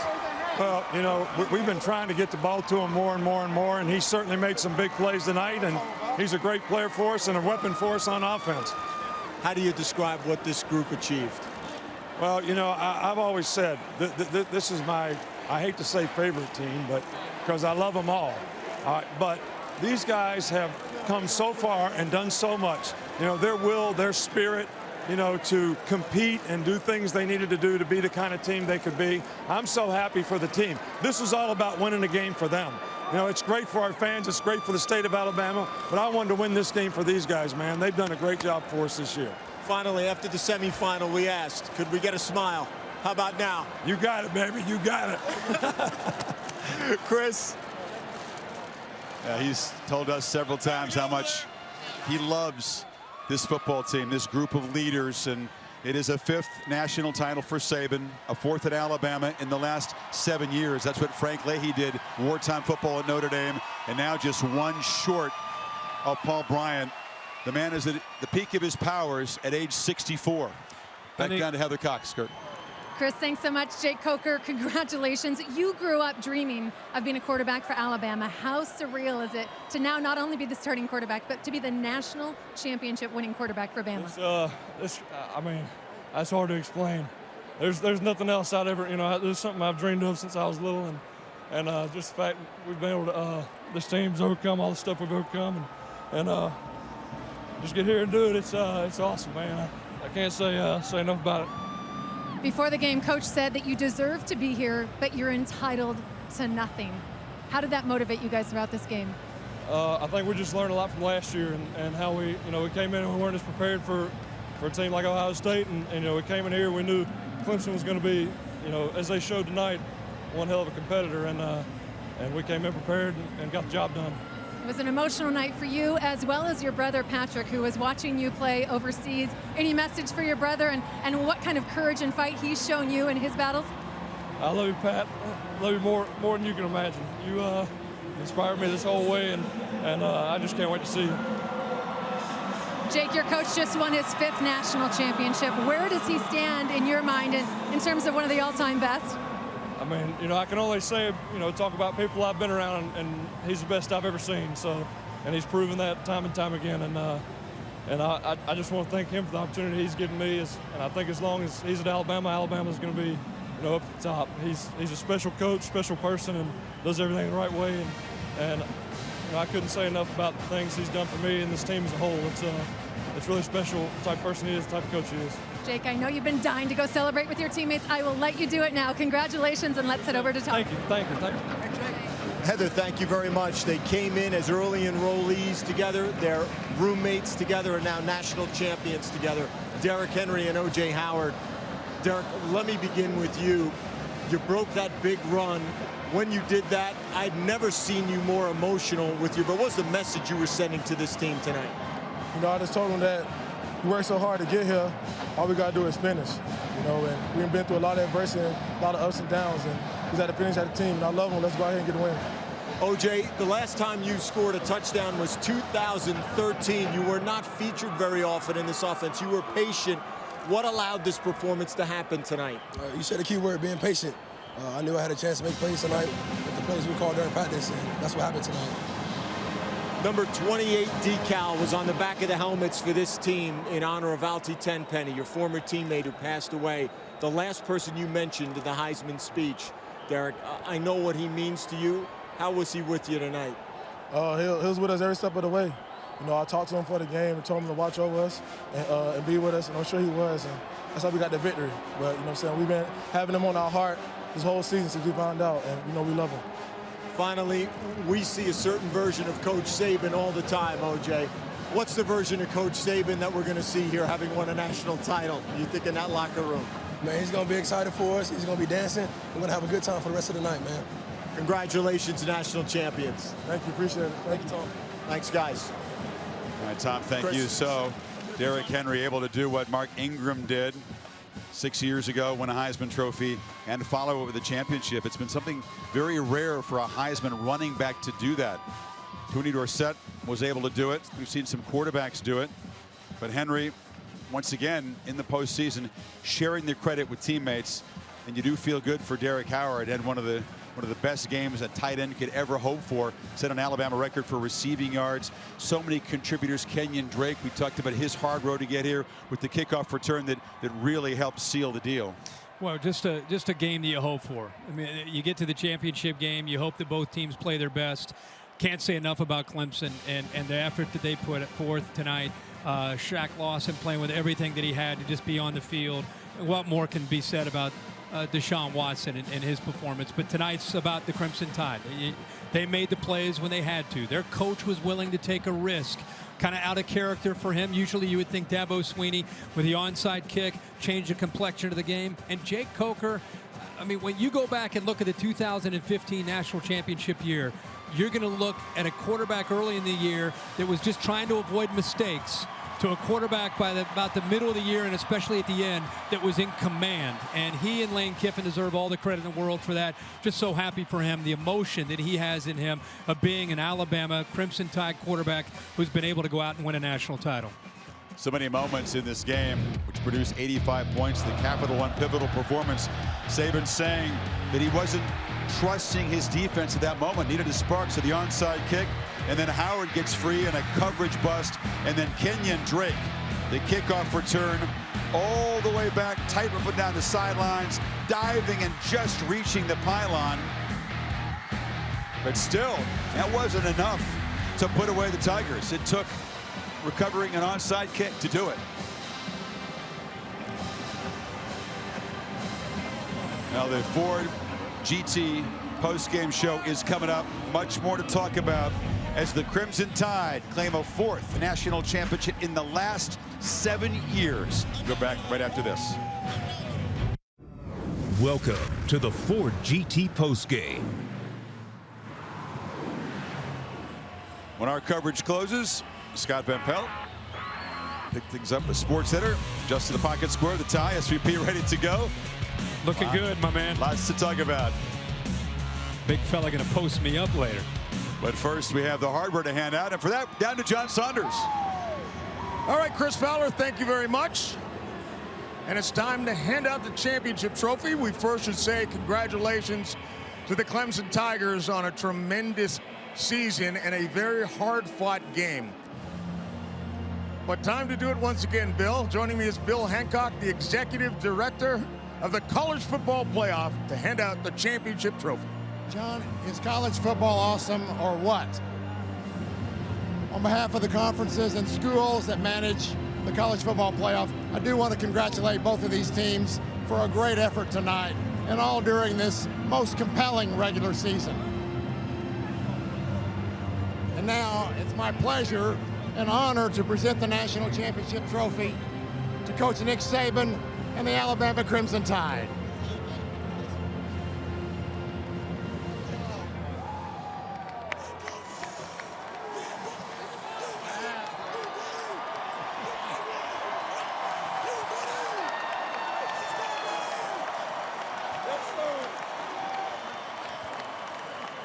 Nick, congratulations on your 5th. We'll talk about that in a moment, but first, what do you have to say to the faithful of the Crimson Tide who've waited for this again? Well, you know, this is all about this team and the players on this team.